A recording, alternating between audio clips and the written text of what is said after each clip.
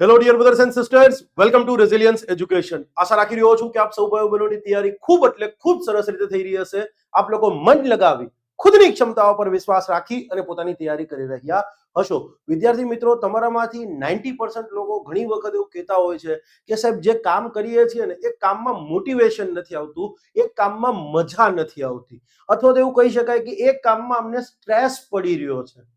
તો એક વસ્તુ યાદ રાખો, જે કોઈ પણ તમે કામ કરો છો, કોઈ ટોપિક વાંચી રહ્યા છો કે કોઈ સબ્જેક્ટ જે છે એનું રિવિઝન કરી રહ્યા છો, યસ, બસ એટલું યાદ રાખો કે તમે એ વસ્તુ કરી શકવા માટે સક્ષમ છો. તમે કોઈ પણ ટોપિક હોય, લેટ્સ સે ફોર એક્ઝામ્પલ, કોઈ છોકરો છે એનું હિસ્ટ્રી નબળું છે, પોલિટી બહુ સરસ છે, પણ હિસ્ટ્રી નબળું છે જ્યાં સુધી એ મગજમાં એવું માનશે કે ભાઈ હિસ્ટ્રી મારું નબળું છે, નબળું છે, નબળું છે, તો નબળું જ રહેવાનું છે. ક્લિયર છે? ક્યારે એટલે ક્યારે સ્ટ્રોંગ નહીં થઈ શકે. પણ એક વસ્તુ વિચાર કરો, બની શકે કે તમે એન્જિનિયરિંગમાંથી આવતા હોય છતાંય તમારું પોલિટી સરસ થયું હોય, તો એન્જિનિયરિંગમાં તો તમે ક્યાંય પોલિટી ભણ્યા નથી, કે જિયોગ્રાફી એન્જિનિયરિંગમાં તો એવું ભણ્યા નથી, છતાં પણ તમે માનો કે પોલિટી, જિયોગ્રાફી, ઇકોનોમી સારું કરી લીધું, તો હિસ્ટ્રી કેમ ન થઈ શકે? બસ તમારે તમારી ખુદની ક્ષમતા પર વિશ્વાસ રાખવાનો છે કે હું આ કામ કરી શકીશ, હું આ કામ કરવા માટે સક્ષમ છું, એટલે કોઈ જ બીજા મોટિવેશનની કે કોઈ જ બીજી ફાકા ફોજદારીની જરૂરિયાત નહીં પડે. તમે એ કરી શકવા માટે સક્ષમ જ હશો. બસ ખુદ પર વિશ્વાસ કેળવતા થઈ જાઓ એટલે તમારે બીજા કોઈ એટલે કોઈ ઇવન કોચિંગની પણ જરૂરિયાત નહીં પડે. હું કોચિંગ ફિલ્ડમાંથી આવું છું, મારા હિતો કોચિંગમાં છે, છતાંય હું આ સ્ટેટમેન્ટ આપું છું કે જો તમે તમારા ખુદ પર વિશ્વાસ કરતા શીખી ગયા તો તમારે કોઈ જ એટલે કોઈ કોચિંગની જરૂરિયાત નહીં પડે. હા, એક લેવલ ઉપર મેન્ટરશિપની જરૂરિયાત પડશે, માર્ગદર્શનની જરૂરિયાત પડશે, પણ યસ, કોચિંગની તો નહીં જ પડે. આ એટલું જ સત્ય છે. કોઈ ફેકલ્ટી નહીં કે હું તમને આ ઓપનલી કહી રહ્યો છું. ઓકે, સીસીઈની એક્ઝામ આવી ગઈ છે અને તમારામાંથી લગભગ એમ કહી શકાય 99% લોકો જે છે એને સીસીઈ વિશે બહુ બધી વસ્તુનો વિસ્તૃત, જાણે પીએચડી કરવાનું હોય એ લેવલનો અભ્યાસ કરી લીધો હશે, મને વિશ્વાસ છે. જે લોકોને પોલીસની અંદર રનિંગ નથી થતું અથવા તો રનિંગમાં સફળતા નથી મળી, એ લોકો માટે આ સીસીઈ જે છે એ સરકારી નોકરી મેળવવાનો એક સારો ચાન્સ કહી શકાય. એમાં કાંઈ એટલે કાંઈ ખોટું નથી. ઓકે, અગાઉ કીધું એમ કે ભાઈ તમે સીસીઈની એક્ઝામિનેશનની જેમ આખી પદ્ધતિ છે, એનું સ્ટ્રક્ચર છે, ઇન ડિટેલ પીએચડી કરવું હોય એટલા લેવલ સુધી ભણી ગયા હશો, એમાં કોઈ શંકાને સ્થાન નથી. ઘણા બધા વિડીયોઝ ને બધું આવી ગયું છે. આમ છતાં પણ કેટલીક જનરલ વાતો આપણે થોડી કરીશું 5-1 મિનિટ, અને એક પ્રશ્ન સ્ટુડન્ટનો આવ્યો છે મારી સમક્ષ, તો એ પણ તમે એમને ડીલ કરીશ. ઓકે, આ લેક્ચરની અંદર આપણે મેઇન ફોકસ શું છે, તો ટાઇટલ જોઈ તમને ખ્યાલ આવી જ ગયો હશે કે સીસીઈની જે ગ્રુપ એ ની પરીક્ષા છે એમાં મેન્સ છે અને એમાં જનરલનો જે સિલેબસ આપ્યો છે એ મોરોલેસ અંગ્રેજીમાં છે અને ઘણી બધી વસ્તુઓ છોકરાઓને ખ્યાલ નથી આવતી. તો હું તમને એકદમ સરળ ગુજરાતીમાં એક્ઝામ્પલ સાથે આ લેક્ચરની અંદર ડીકોડ કરી આપવાનો છું. ઓકે, મેઇન પોઈન્ટ ઉપર આગળ જઈએ એ પહેલા એક નાનું એવું ડિસ્કશન કરી લઈએ. લગભગ તમારામાંથી બધા લોકોને ખ્યાલ હશે કે સીસીઈની જે પરીક્ષા છે એમાં ગ્રુપ એ અને ગ્રુપ બી બંને પ્રકારની પરીક્ષા છે. ઓકે, બંનેની પ્રિલિમ કોમન છે. મેઇન એક્ઝામિનેશનની વાત કરીએ તો ગ્રુપ બી જે છે એની મેઇન એક્ઝામિનેશનની અંદર ઓએમઆર ટાઈપ ક્વેશ્ચન રહેવાના છે, પણ ગ્રુપ એ ની વાત કરીએ ત્યારે તો ત્યાં જે છે એ ડિસ્ક્રિપ્ટિવ લખાણ વાળું તમારે પરીક્ષા રહેશે, ફોર્મેટ રહેવાનું છે. ઓકે, પ્રિલિમની જો તમે વાત કરીએ, પ્રાથમિક પરીક્ષાની, પ્રાથમિક પરીક્ષા તો કે એ અને બી બંને માટે કોમન રહેવાની છે અને પ્રાથમિક પરીક્ષા મોર ઓર લેસ ક્વોલિફાઈંગ નેચર છે.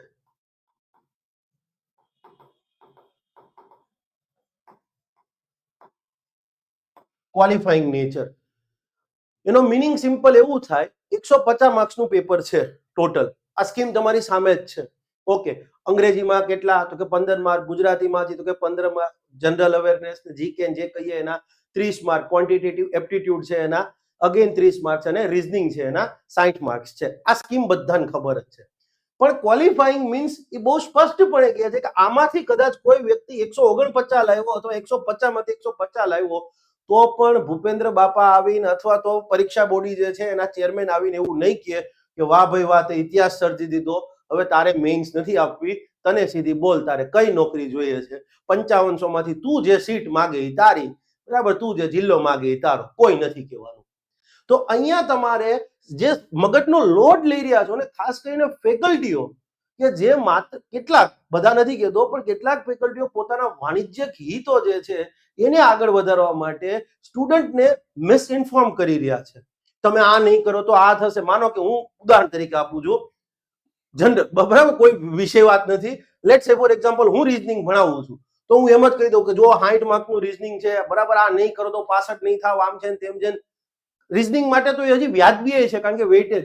હવે કહેવાનો મિનિંગ આ છે કે અહીંયા તમારે ડરવાની જરૂર નથી. કદાચ કોઈ તમને ડરાવી રહ્યો છે તો યસ, એ માત્ર ને માત્ર પોતાનું વાણિજ્યક હિત જે છે, કોર્સ સેલિંગ, યસ, કોઈ એટલે કોઈ ખોટું, બરાબર છે. એમાં કઈ ખૂબ જે બિઝનેસની સ્ટ્રેટેજી હોય છે એના ઉપર વાત આપણે ન કરીએ. ઓકે, આપણે આપણા આ પોર્શન ઉપર આવી જઈએ. અહીંયા તમારે જસ્ટ ખાલી એક વસ્તુ સિક્યોર કરવાની છે કે ભાઈ આમાંથી હું કેટલા માર્ક્સ, લેટ સે ફોર એક્ઝામ્પલ કોઈ છોકરો છે કે જેનું મેથ્સ સારું છે, કેસ એ લઈ લઈએ આપણે. ઓકે, એ નહીં, વળી કોઈક એવું સમજશે કે ગ્રુપ એ એક્ઝામની વાત કરે છે. લેટ સે ફોર એક્ઝામ્પલ પર્સન 1 છે, વ્યક્તિ એ છે, એનું મેથ્સ રીઝનિંગ સારું છે, મેથ્સ એન્ડ રીઝનિંગ સારું છે. તો હવે એને ખબર છે કે ભાઈ મારે આ 60 માંથી 50 લાવવા કોઈ મોટી વસ્તુ નથી, આ 30 માંથી હું ક્લિયર છે સમજવા માટે 20-22 લાવી શકું છું.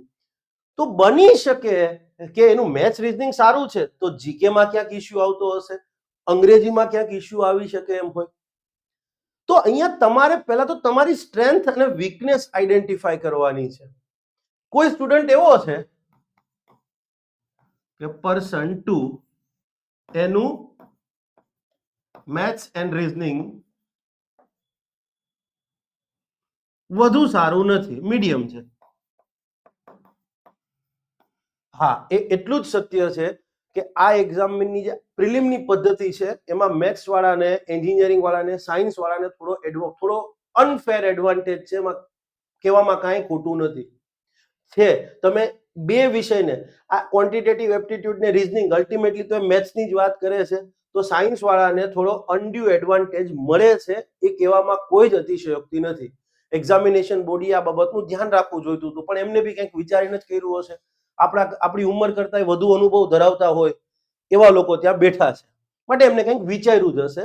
ઓકે, પણ આ કેસની અંદર હવે કોઈનું મેથ્સ રીઝનિંગ સારું છે તો યસ, એને નક્કી કર્યું કે ભાઈ મારે 100 માર્ક્સ લાવવા છે આઉટ ઓફ 150. મને નથી ખબર કેટલા આવે, પણ આ જસ્ટ ખાલી એક રેન્ડમ નંબર છે, ઈઝી યાદ રાખ. તો હવે એવું વિચારશે કે ભાઈ મારે જે છે, ઓકે, પર્સન એ ની વાત કરી રહ્યા છીએ.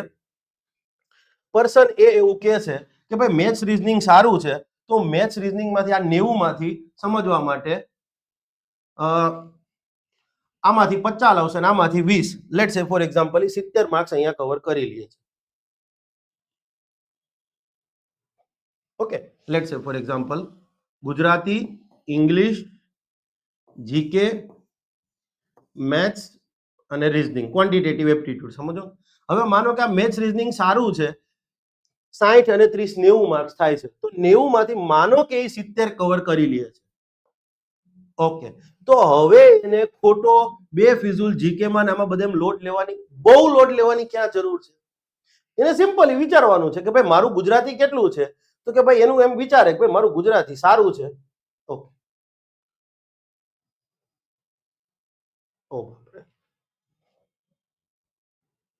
સોરી ગાઈઝ, હું આ બોર્ડ પહેલી વખત યુઝ કરી રહ્યો છું. Gujarati, English, GK, quantitative aptitude અને રીઝનિંગ. ઓકે, આ બેમાં ભેગા થઈને વ્યક્તિ 70 લાવી ચૂક્યો છે. લાવવા વાળા ઉપર એનાથી વધારે લાવવા વાળા હશે, પણ એક્ઝામનો ટાઈમ બી જોવાનો છે.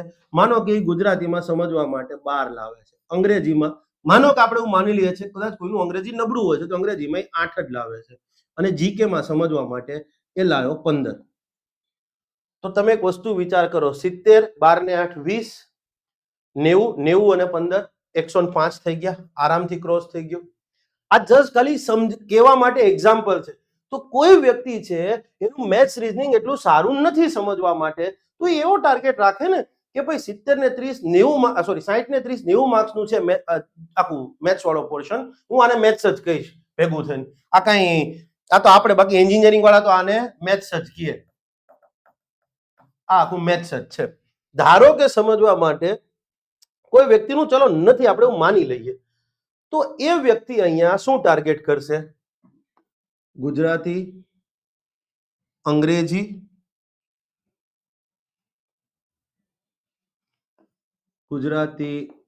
અંગ્રેજી, જીકે, મેથ્સ રીઝનિંગ.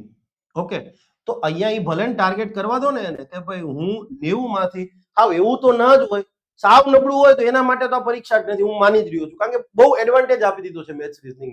એક લિમિટ કરતા વધારે ભારણ છે, એમાં કોઈ શંકા નથી, વેઇટેજ ભારણ તો નહીં કહું.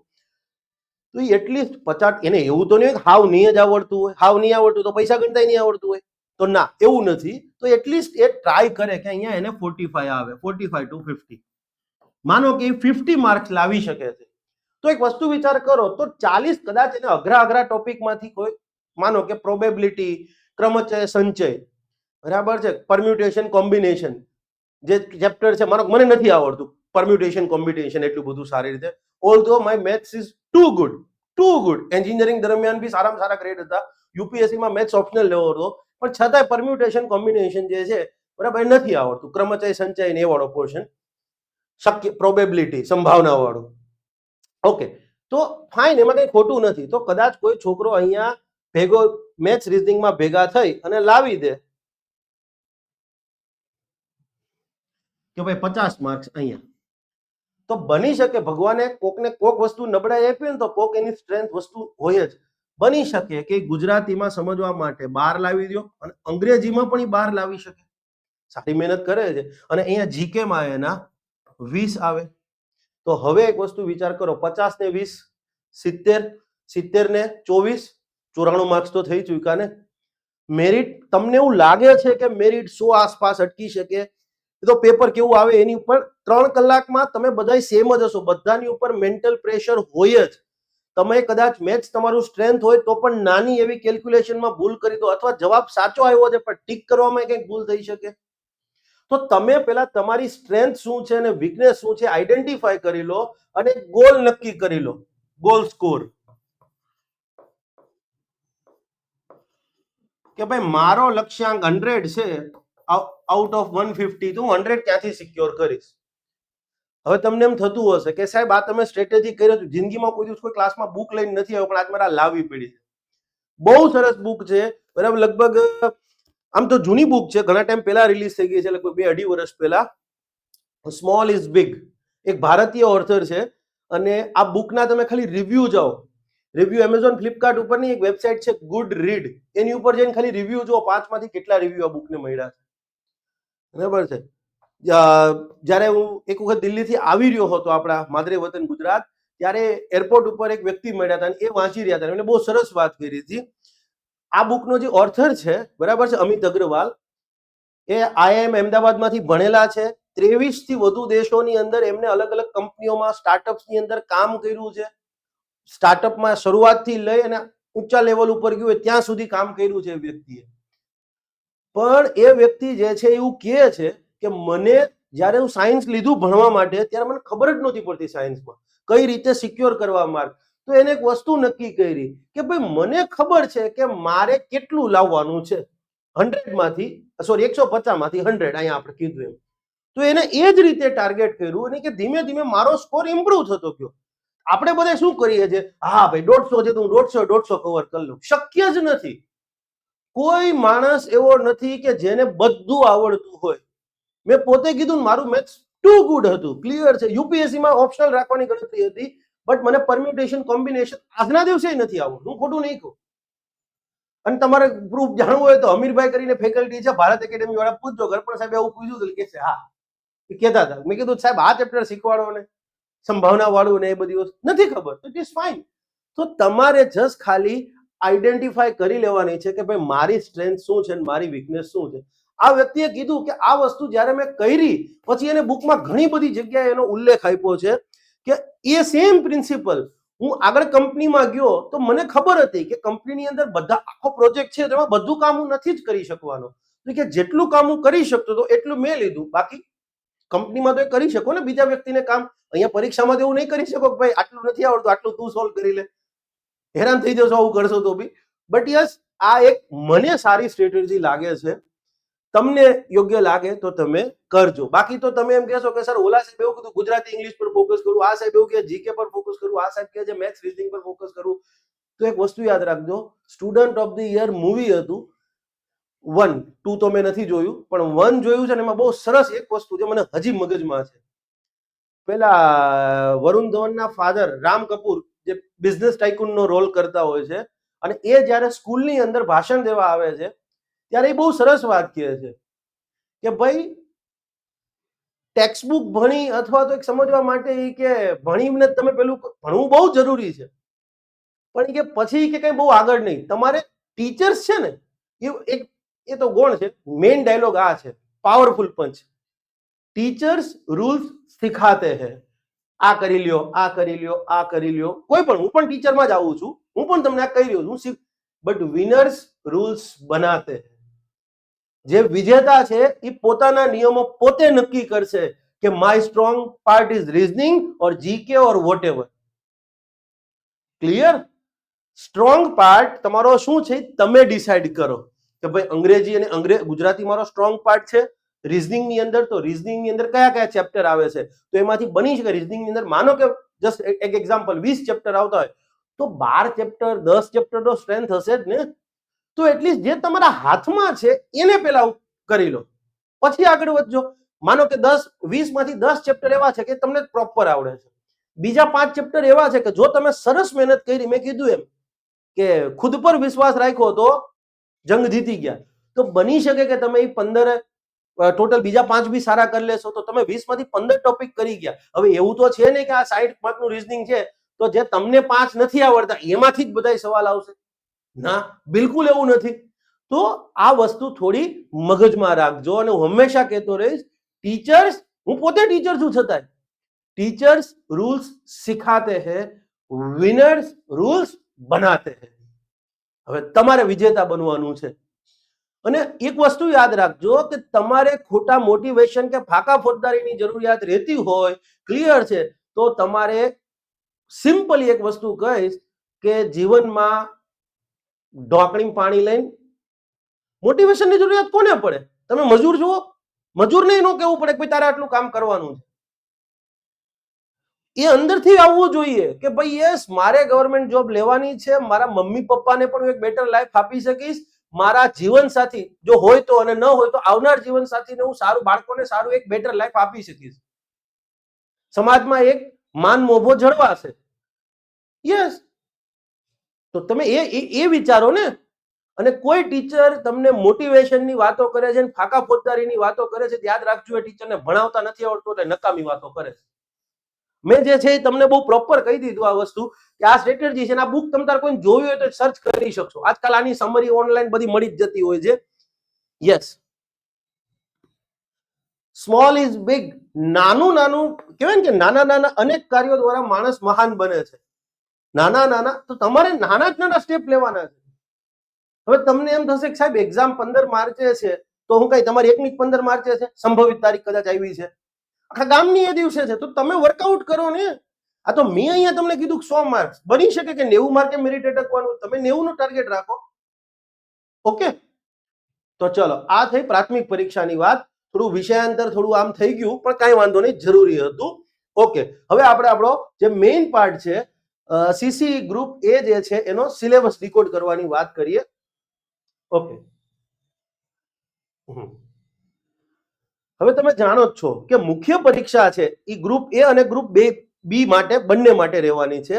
પણ ગ્રુપ એ માટેની જે મુખ્ય પરીક્ષા છે એ ડિસ્ક્રિપ્ટિવ લેવાની છે. એમાં તમારે લખવાના હશે પેપર. ટોટલ 3 પેપર છે, ગુજરાતી, અંગ્રેજી અને જનરલ સ્ટડીઝ. ગુજરાતી અંગ્રેજી તમારું ક્લિયર છે? યસ, ગુજરાતી 100 માર્ક્સ, અંગ્રેજી 100 marks plus general studies 150 marks. તો ફાઇનલી તમારું જે મેરિટ બનશે એ 350 માર્ક્સનું આમાંથી બનશે 350 માર્ક્સ, જો મારી ભૂલ ના થતી હોય તો. ઓકે, હા, મારો મેઇન હેતુ આ બધી પરીક્ષાઓની સ્કીમ સમજાવવાનો નથી, કંઈક અલગ છે, પણ અમુક વસ્તુ તમને કેવી પડે છે, તમારા ધ્યાન બારી જતી રહે છે માટે. ઓકે, તો હવે તમે એક વસ્તુ, તમારું ફાઇનલ મેરિટ અહીંયા બનવાનું છે અને તમારામાંથી 50% સ્ટુડન્ટો એવા હશે કે જે લોકો મોરઓરલેસ જીપીએસસી ની જ તૈયારી કરે છે, પણ જીપીએસસી ની હાલ સ્થિતિ શું છે હું તમે બધા જાણીએ છીએ. માટે છોકરાઓ અને સોશિયલ સ્ટ્રક્ચર વિદ્યાર્થીઓ જે પૃષ્ઠભૂમિમાંથી આવે છે એ પૃષ્ઠભૂમિ એવી હોય છે, એમનું બેકગ્રાઉન્ડ એવું હોય છે કે 2-3 વર્ષ 4 વર્ષ પ્રિપરેશનને આપી શકે એમ નથી, કારણ કે મા બાપની સ્થિતિ એવી નથી હોતી. તો એવું વિચારતા હોય છે કે પહેલા એક જોબ સિક્યોર કરી લઈએ, પછી આગળ વેન્ચર આઉટ કરીએ, પછી આગળ ખેડાણ કરીએ. તો એમના માટે આ ગોલ્ડન ચાન્સ છે. એક્ઝામિનેશન કઈ ખોટું બી નથી. તો હવે કારણ કે તમે એક વસ્તુ વિચાર કરો, ગ્રુપ એ ની સર્વિસીસ તમે લીધી અને સચિવાલયમાં ક્યાંક થઈ ગયા સેટ, એટલે તમને ટાઈમ નહીં મળે ને એવું નહીં બને. સમય આવશે કે જ્યારે તમારા ઓફિસે વર્કલોડ વધશે, પણ આખા વર્ષ દરમિયાન એવું નહીં રહે. તમને ટાઈમ બી રહેશે અને નોકરી છે ને પગાર ચાલુ થઈ ગયો છે એટલે મેન્ટલી એક બર્ડન પણ ઓછું જ રહેવાનું છે. ક્લિયર છે? હાવ કઈ નથી, એવું તો નહીં કે એક બેકઅપ આવી ગયું પછી કરો ને તમે તાર જીપીએસસી માં એડવેન્ચર, નવા અખતરા, કાંઈ એટલે કાંઈ ખોટું નથી. તો હવે અહીંયા તમારે આખી બાજી સંભાળી લેવાની છે અને મેન્સની પ્રિપરેશન મેં કીધું એમ કે તમારે ધીમે ધીમે સ્ટાર્ટ કરી જ દેવી પડશે. ક્લિયર છે? સેલ્ફ પ્રિપરેશન કરો કે વોટેવર, પણ કરવી પડશે, કારણ કે એક્ઝામ પૂરી થશે પછી સરકારને ખબર છે કે આમાં કાંઈક વાદ વિવાદ થાય, પેલા લાવો 1 મહિના 1.5 મહિનામાં જ પૂરું કરી દઈએ મેન્સ લઈને, પછી રિઝલ્ટ ભલે થોડાક ટાઈમમાં આપીએ, પણ પેલા તો એટલે અત્યારથી જ તમે એવું સમજી લો, આજે હું લેક્ચર રેકોર્ડ કરી રહ્યો છું એ દિવસે તારીખ થઈ છે 30 જાન્યુઆરી 2024. ઓકે, 30 જાન્યુઆરી થઈ છે, કદાચ તમારી એક્ઝામ મે સુધીમાં પૂરી થઈ જશે. 4 મહિનાનો ખેલ છે. તો અહીંયા તમે કીધું એમ સ્ટ્રેટેજી આઈડેન્ટિફાઈ કરી લો, તમારા વિષય આઈડેન્ટિફાઈ કરી લો અને ધીમે ધીમે આની ઉપર આવી જાઓ. ઓકે, ગ્રુપ એ મુખ્ય પરીક્ષાની વાત કરીએ અને એમાં જો જીએસ નું પેપર જોઈએ, જીએસ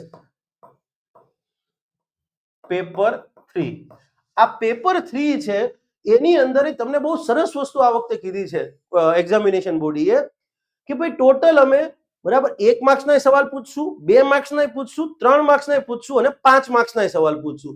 1 માર્કના 10 સવાલ હશે, 2 માર્કના અગેન 10 સવાલ હશે, 3 માર્કના 30 સવાલ હશે.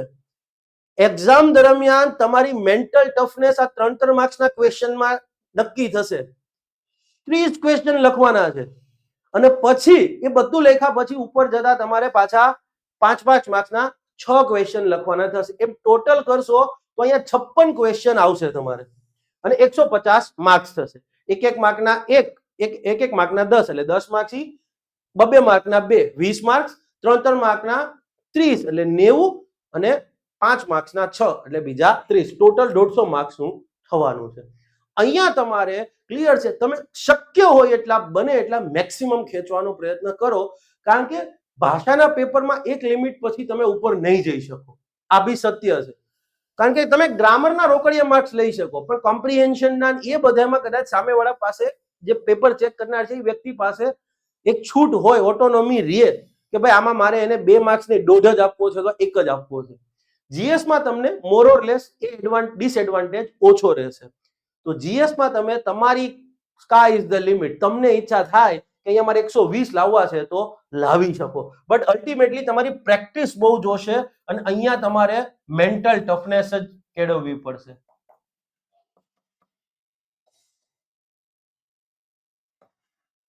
રીઝન છે કારણ કે 30 માર્કના 3 માર્કના 30 ક્વેશ્ચન લખો એટલે ખ્યાલ, ટાઈમ લિમિટ હશે, પાછું વિચારીને લખવું પડશે.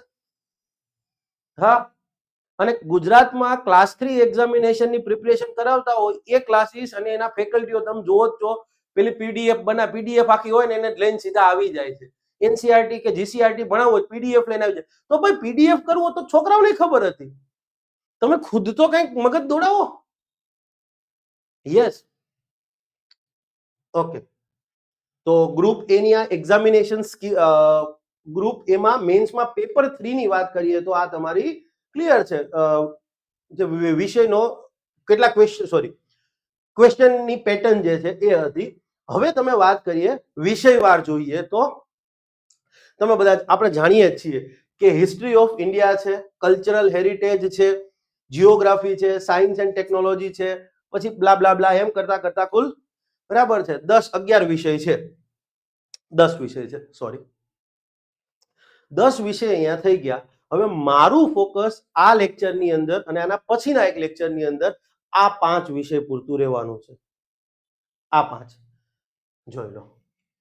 Events of regional, national and international importance, Indian state system and constitution, PubEd and governance, discipline in public services, Indian economy and planning. તમને હું આ 5 વિષયની અંદર ક્લિયર છે ડીકોડ કરીને આપી દઈશ. 9 વિષય છે, સોરી સ્લીપ ઓફ ટંગ મારાથી બોલવામાં. ઓકે, તો આ 5 વિષયમાં જે સિલેબસ આપ્યો છે ટોટલ 95 માર્ક્સ થાય છે, તો એનું હું તમને ડીકોડ કરીને આપી દઈશ કે કઈ કઈ વસ્તુ અને ઉદાહરણ સાથે આપીશ. અને હું પીડીએફ બનાવીને એટલે એ લોકોને જેમ પેલું ડાયરેક્ટ ગેજેટ કોપી લઈને નથી આવ્યો. આઈ અપ્લાય સફિશિયન્ટ ગેટ કીપિંગ. આ સમજવા માટે એમને તો પેલા ડિક્શનરી લેવી પડશે. ઓકે, પણ કહેવાનો મિનિંગ એ છે કે હું તમને આ 5 પોર્શન સમજાવી શકીશ. આ મને નહીં ખબર પડે કારણ કે મારા વિષય નથી ભાઈ. માટે આનું તમે બીજા જે તે સબ્જેક્ટ એક્સપર્ટ્સ હોય એમને પૂછજો. પણ યસ, આ લેક્ચરની અંદર આપણે આ 3 પોર્શન જે છે એને ડીકોડ કરીશું. ઈ, એફ અને G, that is to say events ની લગતી વાત કરીશું, national, regional, international, Indian state system and governance, PubEd એ બધી વાત કરીશું. નેક્સ્ટ લેક્ચરની અંદર આપણે આપણા આ ડિસિપ્લિન વાળો પોર્શન છે. Discipline in public service is nothing but ethics ની જ વાત કરે છે. એથિક્સ અને ઇકોનોમી નેક્સ્ટ લેક્ચરની અંદર જોઈશું. આ લેક્ચરમાં એવું કરી શકતો હતો પણ લેક્ચર બહુ લેન્ધી થઈ જશે. નથી, તમારો બધાનો એટેન્શન સ્પાન બહુ ઘટી ગયો છે, મને ખબર જ છે. ઓકે, ચાલો. પહેલો પોર્શન જે છે events of regional, national and international importance. એવી ઘટનાઓ કે જે રિજિયોનલ લેવલે પ્રાદેશિક કક્ષાએ કે પછી રાષ્ટ્રીય કક્ષાએ કે આંતરરાષ્ટ્રીય કક્ષાએ મહત્વ ધરાવતી હોય. પ્રાદેશિક કક્ષાએ કે રાષ્ટ્રીય કક્ષાએ કે પછી આંતરરાષ્ટ્રીય કક્ષાએ મહત્વ ધરાવતી હોય એવી ઘટનાઓ વિશેની વાત કરવાની અહીંયા કીધી છે. ઓકે, તમને ખબર છે આ પોર્શન શું છે? આ નન અધર ધેન તમારું કરંટ અફેર્સ છે. શું છે આ? બીજું કાંઈ નહીં પણ તમારું કરંટ અફેર્સ જ છે. રિજિયોનલ લેવલ ઇવેન્ટ્સ એટલે શું? તો કે રાજ્ય કક્ષાનું, રાજ્ય સ્તરનું કરંટ અફેર્સ. આ નેશનલ, રાષ્ટ્રીય કક્ષાનું કરંટ અફેર્સ. આ મોર ઓર લેસ તમારે એ જ વાત કરે છે. બીજું કાંઈ એટલે કાંઈ અહીંયા તમારે ખોટો લોડ લેવાનો જરૂર નથી. આ પ્યોરલી કરંટ અફેર્સ ની વાત કરે છે. રાજ્ય કક્ષાનું કરંટ અફેર્સ એટલે શું? તો કે ભાઈ રાજ્ય સરકારના કોઈ ડિસિઝન લેવામાં આવ્યો, રાજ્ય સરકાર માનો કે હવે હમણાં 17 ફેબ્રુઆરીએ આપણે ગુજરાત બજેટ આવવાનું છે, તો ગુજરાત બજેટમાં કોઈ નવી યોજના આવે છે તો યસ, એ તમારે એના વિશે ટૂંક નોંધ પૂછાઈ શકે 3 માર્ક્સની. બહુ વિશેષ કાર્યક્રમ હોય તો 5 માર્ક્સની એ પૂછાઈ શકે કે વન લાઇનર એ પૂછી શકે. માનો કે લેટ્સ સે ફોર એક્ઝામ્પલ ગુજરાતમાં લેટ્સ સે ફોર એક્ઝામ્પલ 10 જિલ્લાઓને લઈને સરકાર કોઈ કાર્યક્રમ જાહેર કરે પ્રાકૃતિક ખેતીને લગતો કે ભાઈ ગુજરાતમાં આ, અથવા તો સમજવા માટે ગુજરાતના 10 તાલુકાઓમાં પ્રાકૃતિક ખેતીને પ્રાધાન્ય આપતી એક સરકાર યોજના જાહેર કરે તો એ તમને કદાચ એ જે તે તાલુકા અથવા જિલ્લાના નામ પણ પૂછાઈ શકે 1 માર્ક્સની અંદર. Point is clear. અથવા તો માનો કે સરકાર એવું કહે કે ભાઈ આટલા ટાઈમ સુધીની અંદર વર્ષ 2032 સુધીમાં આપણે ગુજરાત સરકાર આ વસ્તુ હાંસિલ કરવાનો પ્રયત્ન કરશે, તો એ સાલવારી પણ પૂછી શકે 1 માર્ક્સની અંદર. આ તમને સમજાવી રહ્યો છું. તો રાજ્ય સ્તરનું કરંટ અફેર્સ જે છે એમાં આ પ્રકારે સવાલ આવી શકે. લેટ્સ સે ફોર એક્ઝામ્પલ અહીંયા તમારી સ્ક્રીનમાં લખેલું હશે BSL level 4 bio safety level 4 laboratory. Amitbhai Shah આપણે ત્યાં હમણાં આવ્યા હતા અને BSL લેવલ 4 ની લેબોરેટરી જે છે એનું ખાતમુહૂર્ત કર્યું. ભારતમાં ગુજરાત પહેલું રાજ્ય બન્યું છે દેશનું કે જે પોતાની કબજા હેઠળની પોતાની માલિકીની BSL લેવલ 4 ની લેબોરેટરી જે છે ક્લિયર છે એ બનાવવાનું હોય. બાકી એક જ છે ભારત સરકારની માલિકીની છે. તો તમારે એ સમજવું પડે કે bio safety level 1, level 2, level 3, level 4 શું છે. અને આમાં ખાલી બાયોસેફટી લેવલ નથી, એનિમલ બાયોસેફટી લેવલની વાત કરી છે 1, 2, 3 સુધીની. તો આ શું છે એ તમારે જોવું પડે. 3 માર્ક્સની ટૂંક નોંધ બી પૂછાઈ શકે. Point is clear? હા, તમને એમ થતું હોય કે લેટ સે ફોર એક્ઝામ્પલ આજે અલગ અલગ જે એવા કેટલાય વાયરસ છે, બેઝિકલી અહીંયા શું થતું હોય ખબર છે, જે એવા કોઈ પણ રોગો એવા વાયરસ છે કે જેનો હજી સુધી કોઈ ઈલાજ નથી, જેની ટ્રીટમેન્ટ નથી, તો એના ઉપર સંશોધન અહીંયા થતું હોય. અને વાયરસની દવા બનાવવી હોય તો તમારે પેલા વાયરસ તો જોઈએ ને એક્ટિવ ફોર્મમાં, લાઈવ ફોર્મની અંદર, એની ઉપર પછી પ્રયોગ થાય. પણ એની ઉપર પ્રયોગ થાય ને માનો કે એ વાયરસ બહાર લીક થઈ ગયો, તો જેમ એવી વાત કરવામાં આવે છે કે COVID-19 છે એ વુહાનની એક લેબોરેટરીમાંથી બહાર લીક થઈ ગયો, તો કોઈ સાયન્ટિસ્ટ કામ કરતા હતા ને એને વાયરસ લાગી ગયો, પછી એ આખા ગામમાં ફેલાણું કહે છે થિયરી. તો યસ, તો આ બધી સુવિધાઓ એટલી હાઈ ગ્રેડની હોય કે વાયરસ એમાંથી બહાર આવી જ ના શકે. આ દેશી ભાષામાં તમને સમજાયું, વળી પાછા કન્ફ્યુઝન. તો આ શું છે તો એ તમારે ટૂંક નોંધ પૂછાઈ શકે. ઓકે, ગુજરાતમાં સરકારે હમણાં ડિસિઝન આપ્યો છે, મંજૂરી આપી છે કે ગુજરાતના 9 જિલ્લામાં સેન્ટ્રલ ડિસ્ટ્રિક્ટ કોઓપરેટિવ બેંક જે છે, યસ, એની રચના કરો. તો આ 9 જિલ્લા કયા કયા એ 1 માર્કમાં પૂછાઈ શકે. ગુજરાતમાં સેટેલાઇટના મેન્યુફેક્ચરિંગની પ્રાઇવેટ ફેસિલિટી જે છે સાણંદમાં શરૂ થઈ છે, તો એના વિશે 1 માર્કનો પૂછી શકે. આ સિવાય 3 સ્કીમ તમારી સામે દેખાતી હશે. ઘણાએ તો આમાં સાંભળીએ નહીં હોય આ વસ્તુ. Integrated renewable energy policy, green hydrogen policy અને પમ્પ્ડ સ્ટોરેજ પ્રોજેક્ટ પોલિસી. હવે આ પમ્પ સ્ટોરેજ પ્રોજેક્ટ પોલિસી બધા એવું માને કે પાણીના પમ્પિંગની વાત કરતું હશે. ના ભાઈ, અલગની. અને તમને એમ થાય કે સાહેબ આ તો 2025 ની વાત થઈ ગઈ. એ તારીખ જુઓ, 25 ડિસેમ્બરે, 25 ડિસેમ્બર 2025, ગુડ ગવર્નન્સ ડે, અટલજીની જન્મ જયંતિ. એ દિવસે ગુજરાત સરકારે યોજના જાહેર કરી છે. તો કદાચ બની શકે કે આની 5 માર્ક્સની ટૂંક નોંધ પણ આવી શકે, કે પછી 3 માર્ક્સમાં ટૂંક નોંધ પણ આવી શકે ને, એમાં કઈ ખોટું નથી. સમજાય છે?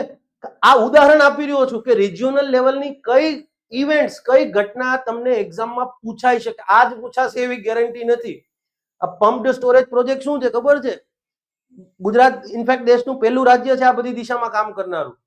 તમે એક વસ્તુ વિચાર કરો કે આપણે ક્લાઇમેટ ચેન્જ સામેની લડાઈ લડી રહ્યા છીએ, અને એમાં એવું કહી રહ્યો છે કે કોલસાનો ઉપયોગ ડે બાય ડે ઓછો કરવાનો છે. હા, સૌથી વધારે કોલસો તો પાવર પ્લાન્ટમાં ઉપયોગ થાય છે.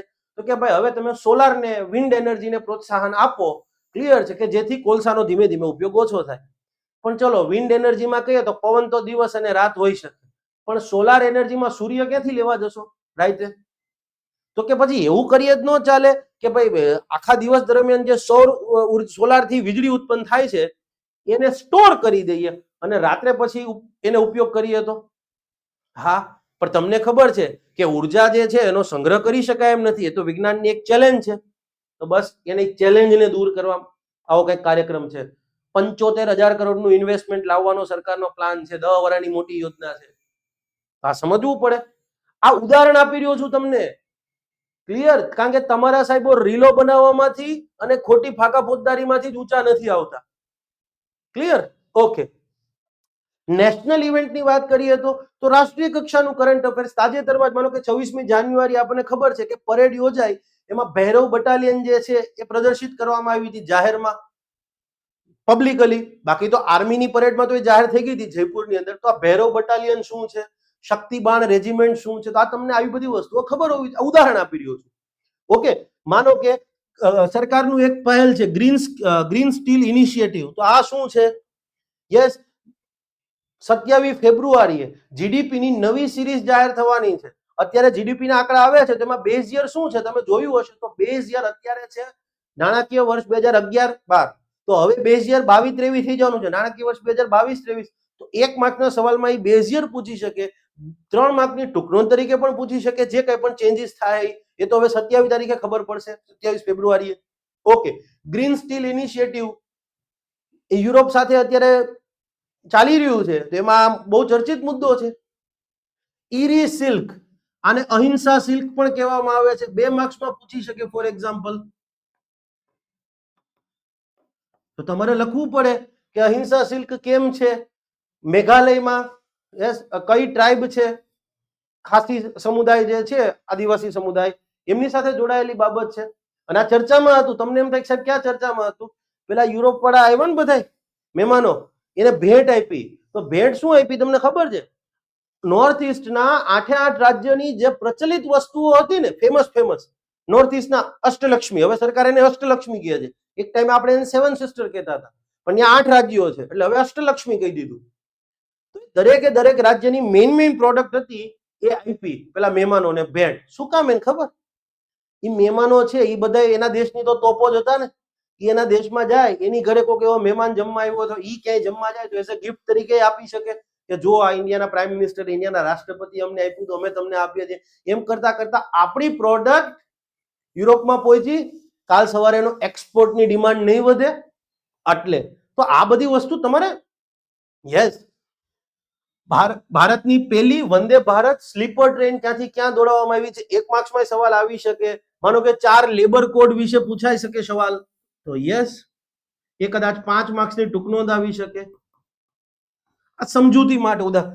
એક્સપોર્ટ પ્રમોશન મિશન, આજે ડોનાલ્ડ ટ્રમ્પ સાહેબે આટલા બધા ટેરિફ લગાવ્યા ને આપણે હેરાન થઈ ગયા છીએ. તો સરકારનું આખું મિશન છે, આની અંદર 12 નાના પેટા મિશન છે. લાખો કરોડ રૂપિયાનું આ મિશન છે, સરકારનો ખર્ચ થવાનો છે. ઇકો માર્ક સ્કીમ શું છે? વિક્રમ 3201 સ્પેસ ગ્રેડ ચીપ છે, 2 માર્ક્સમાં સવાલ આવી શકે. તો આ તમારે સમજવું બહુ જરૂરી બની જશે. એના સિલેબસ કેમ તમને આટલો ડિટેલમાં ડીકોડ કરાવી રહ્યો છું એક્ઝામ્પલ સાથે. તમે કોઈ વસ્તુમાં સિલેબસ જો યાદ રાખી લીધો ને જે તે પરીક્ષાનો, એટલે હવે પછી તમારે કોઈ તમારો ભાઈબંધ એમ કે કાલે આટલું વાંચી નાખજે, અથવા કોઈ જગ્યાએ ઓનલાઈન વિડીયો જોવો છો, વોટેવર, સિલેબસ મગજમાં હશે ને તો ખબર હશે કે મારે આ વસ્તુ વાંચવાની છે ને આ વસ્તુ નથી વાંચવાની. Point is clear?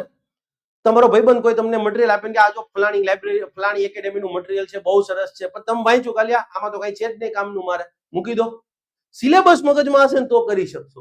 Okay, international ઇવેન્ટની વાત કરીએ તો આંતરરાષ્ટ્રીય કક્ષાનું કરંટ અફેર્સ. ઓકે, તાજેતરમાં માનો કે યુરોપ સાથે આપણે ફ્રી ટ્રેડ એગ્રીમેન્ટ કર્યો, તો એ તો ચર્ચામાં છે, પણ બીજી એક વસ્તુ ચર્ચામાં છે, carbon border adjustment mechanism. Carbon border adjustment mechanism આ શું છે? એના કારણે ભારતના કયા ક્ષેત્રોને સૌથી વધુ સંભવિત અસર થશે? સિમેન્ટ, સ્ટીલ ને એલ્યુમિનિયમ. યસ, 2 માર્ક્સમાં પૂછી શકે. ટૂંકનો બહુ મોટું ના પૂછાય. પેક્સ સિલિકા ઇનિશિયેટિવ શું છે? કેટલા દેશો સભ્ય છે? 3 માર્ક્સમાં પૂછી શકે. અમેરિકાના વિદેશ વિભાગની પહેલ છે, અને એ એવું કહે છે કે ભાઈ આપણે કેટલાક ફ્રેન્ડલી નેશન છે, બધાએ ભેગા મળી અને પ્રયત્ન કરવો જોઈએ કે ક્રિટિકલ મિનરલ્સ, જે મહત્વપૂર્ણ ખનિજો છે, યસ, એને સિક્યોર કરવી જોઈએ. જે એડવાન્સ ટેકનોલોજી છે એ બીજા ચાઇના જેવા દેશોના હાથમાં જતી ના રહે. ચાઇનાનું નામ નથી લીધું, પણ હોસ્ટાઇલ નેશન એવું કહે છે. યસ, આ થઈ જાય. આખી દુનિયામાં અત્યારે ક્રિટિકલ મિનરલ ચર્ચામાં છે. તો તમારે કરંટમાં એ થવો જોઈએ કે what is critical mineral.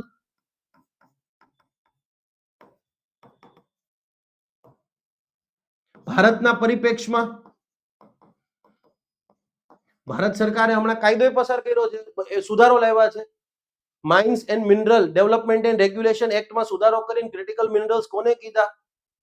Yes, critical minerals ને લઈને સરકારે એક ડિસિઝન લીધો છે, એ ખબર હોવી જોઈએ. ઓકે, તો આ બધી વસ્તુ 2-3 માર્ક્સમાં પૂછાઈ શકે. ઓકે, પછી માનો કે એક વસ્તુ આ તમારી સામે હશે, ઓપરેશન એબ્સોલ્યુટ રિઝોલ્વ શું છે?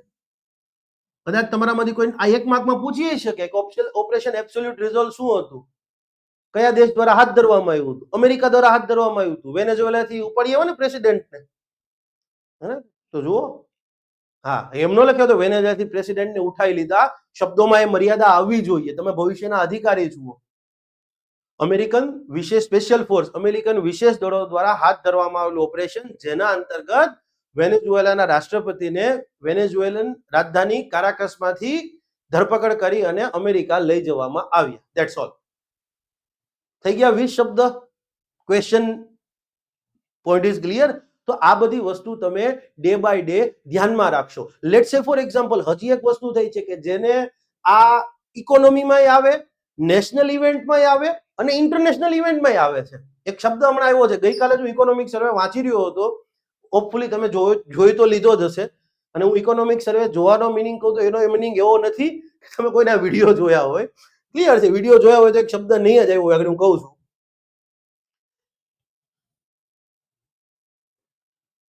ઓકે,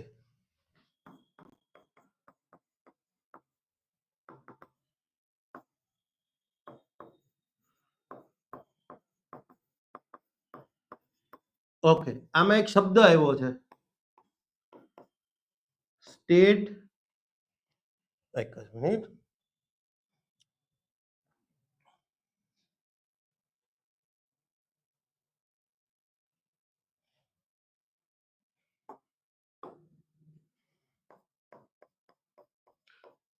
ઇકોનોમિક સ્ટેટક્રાફ્ટ પૂછાઈ શકે. ઇકોનોમિક સ્ટેટક્રાફ્ટ એટલે શું? આમાં બધા માથું ખંજવા માંડો, પણ તમને બધાને ખબર છે આનું મિનિંગ શું છે. આપણે ઉદાહરણ આપું તો એક ગાય સમજી જશો, એક ગાય તમે સમજી જશો. ઇકોનોમિક પોલિસી અને ઇકોનોમિક સ્ટેટક્રાફ્ટ બે અલગ અલગ વસ્તુ છે. પણ આ તમને ખબર હોવી જોઈએ. ઇકોનોમિક અને એમાં વાત કરી છે કે આજે ઇકોનોમિક સ્ટેટક્રાફ્ટનો જમાનો આવી રહ્યો છે, તો ભારતે એ સમયે સ્ટ્રેટેજિક ઇન્ડિસ્પેન્સિબિલિટી, વ્યૂહાત્મક અવિભાજ્યતા કેળવવી પડશે. ભારતે શું કીધું છે? સ્ટ્રેટેજિક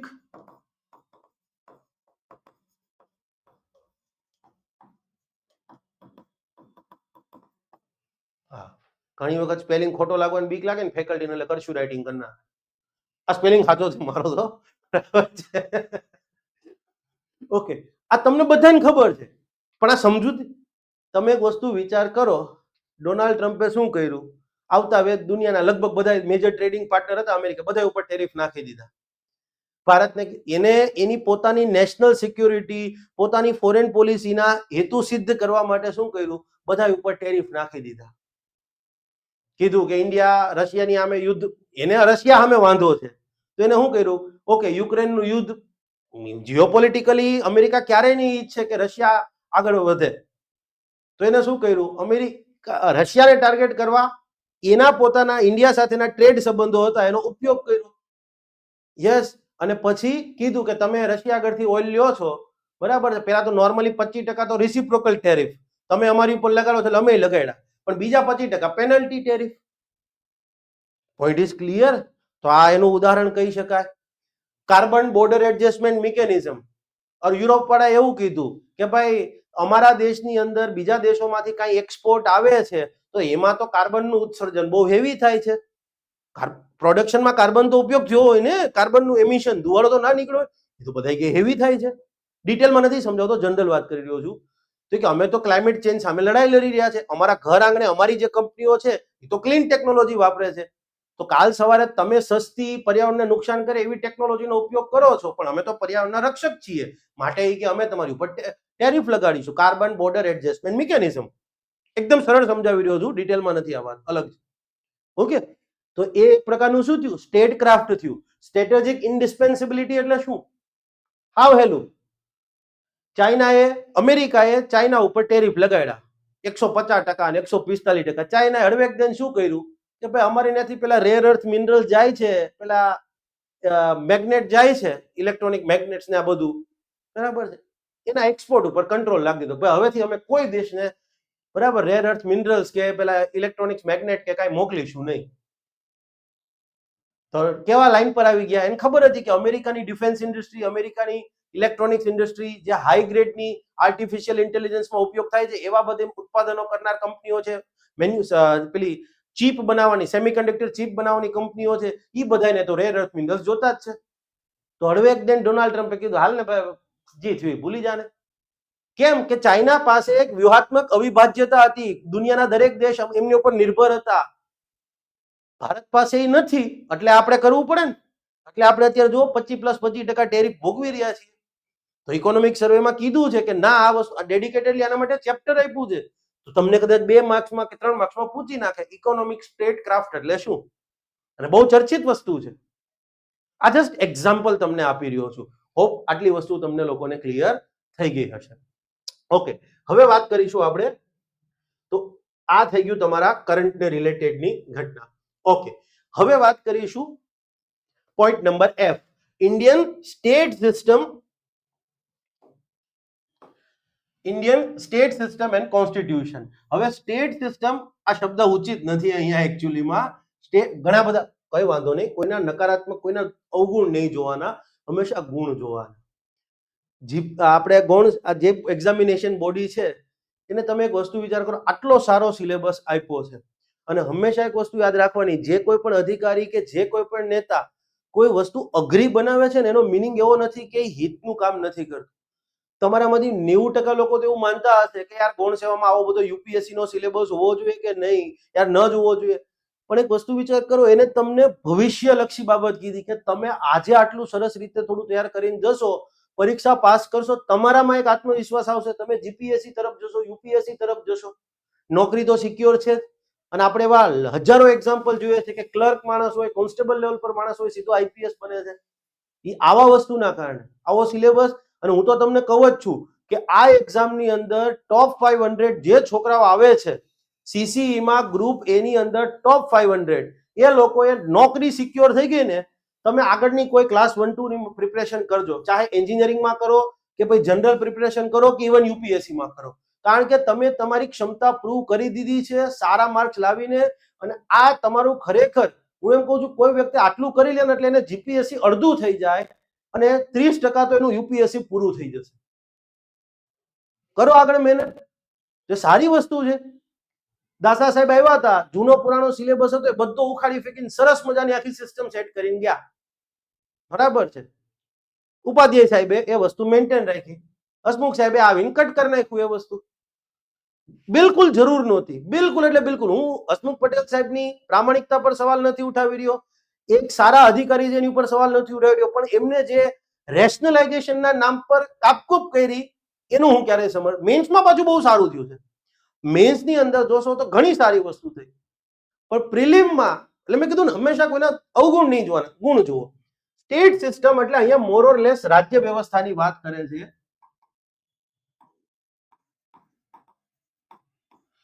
પણ રાજ્ય વ્યવસ્થા માટે અંગ્રેજીનો શબ્દ છે પોલિટી. આના માટે બેટર વર્ડ થાય પોલિટી. સ્ટેટ સિસ્ટમ એટલે એકચ્યુઅલી શું છે ખબર છે?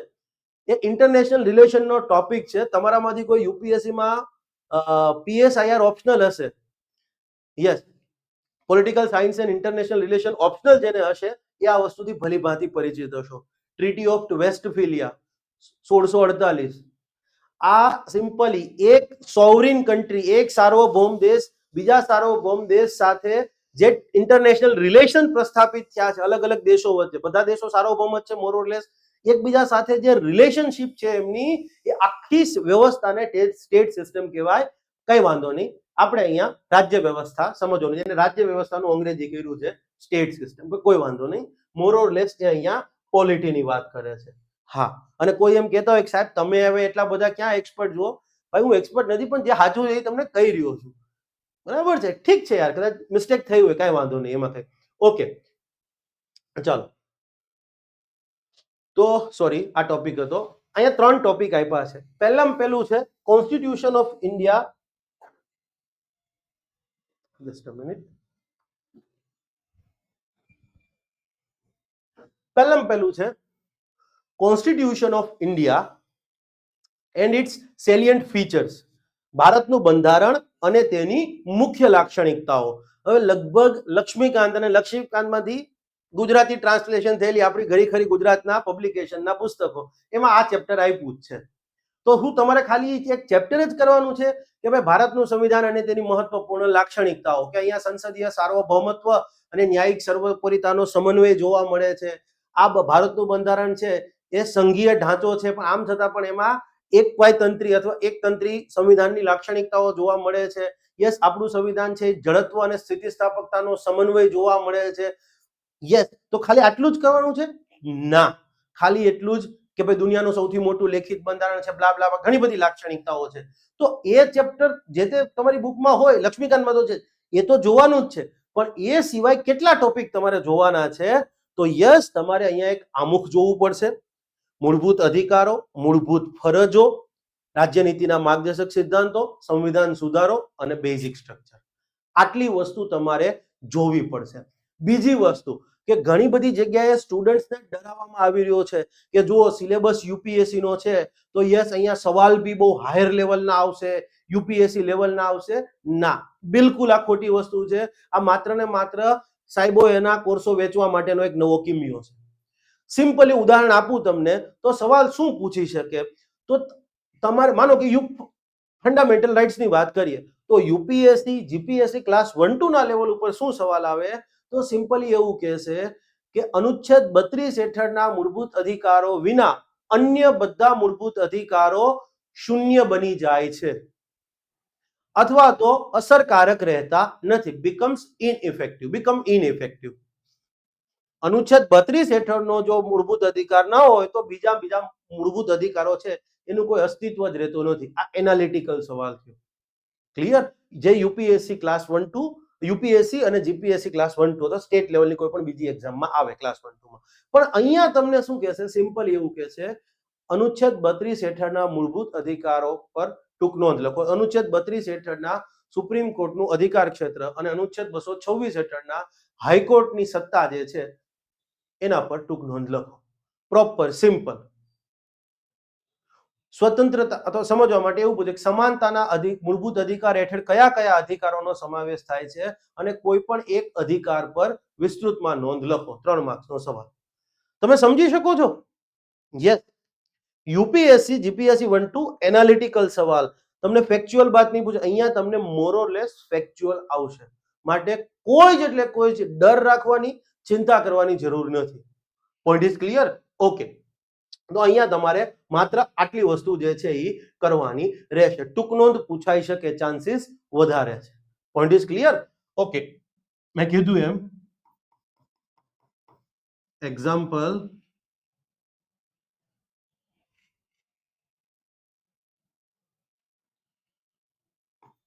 અહીંયા પ્રશ્નો જે છે એ યુપીએસસી કે જીપીએસસી ની માફક એનાલિટિકલ નહીં હોવાની શક્યતા નહીવત. યસ. ફેક્ટ મોર ઓર લેસ બરાબર સિમ્પલ સવાલ આવશે. સિમ્પલ સવાલો. ફોર એક્ઝામ્પલ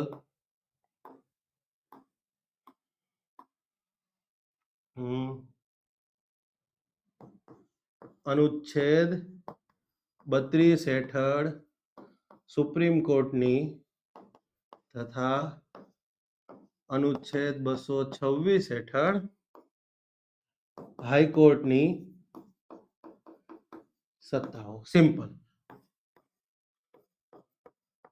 સમાનતાના મૂળભૂત અધિકાર હેઠળ કયા કયા અધિકારો આવે છે અને એકની વિસ્તૃતમાં સમજૂતી.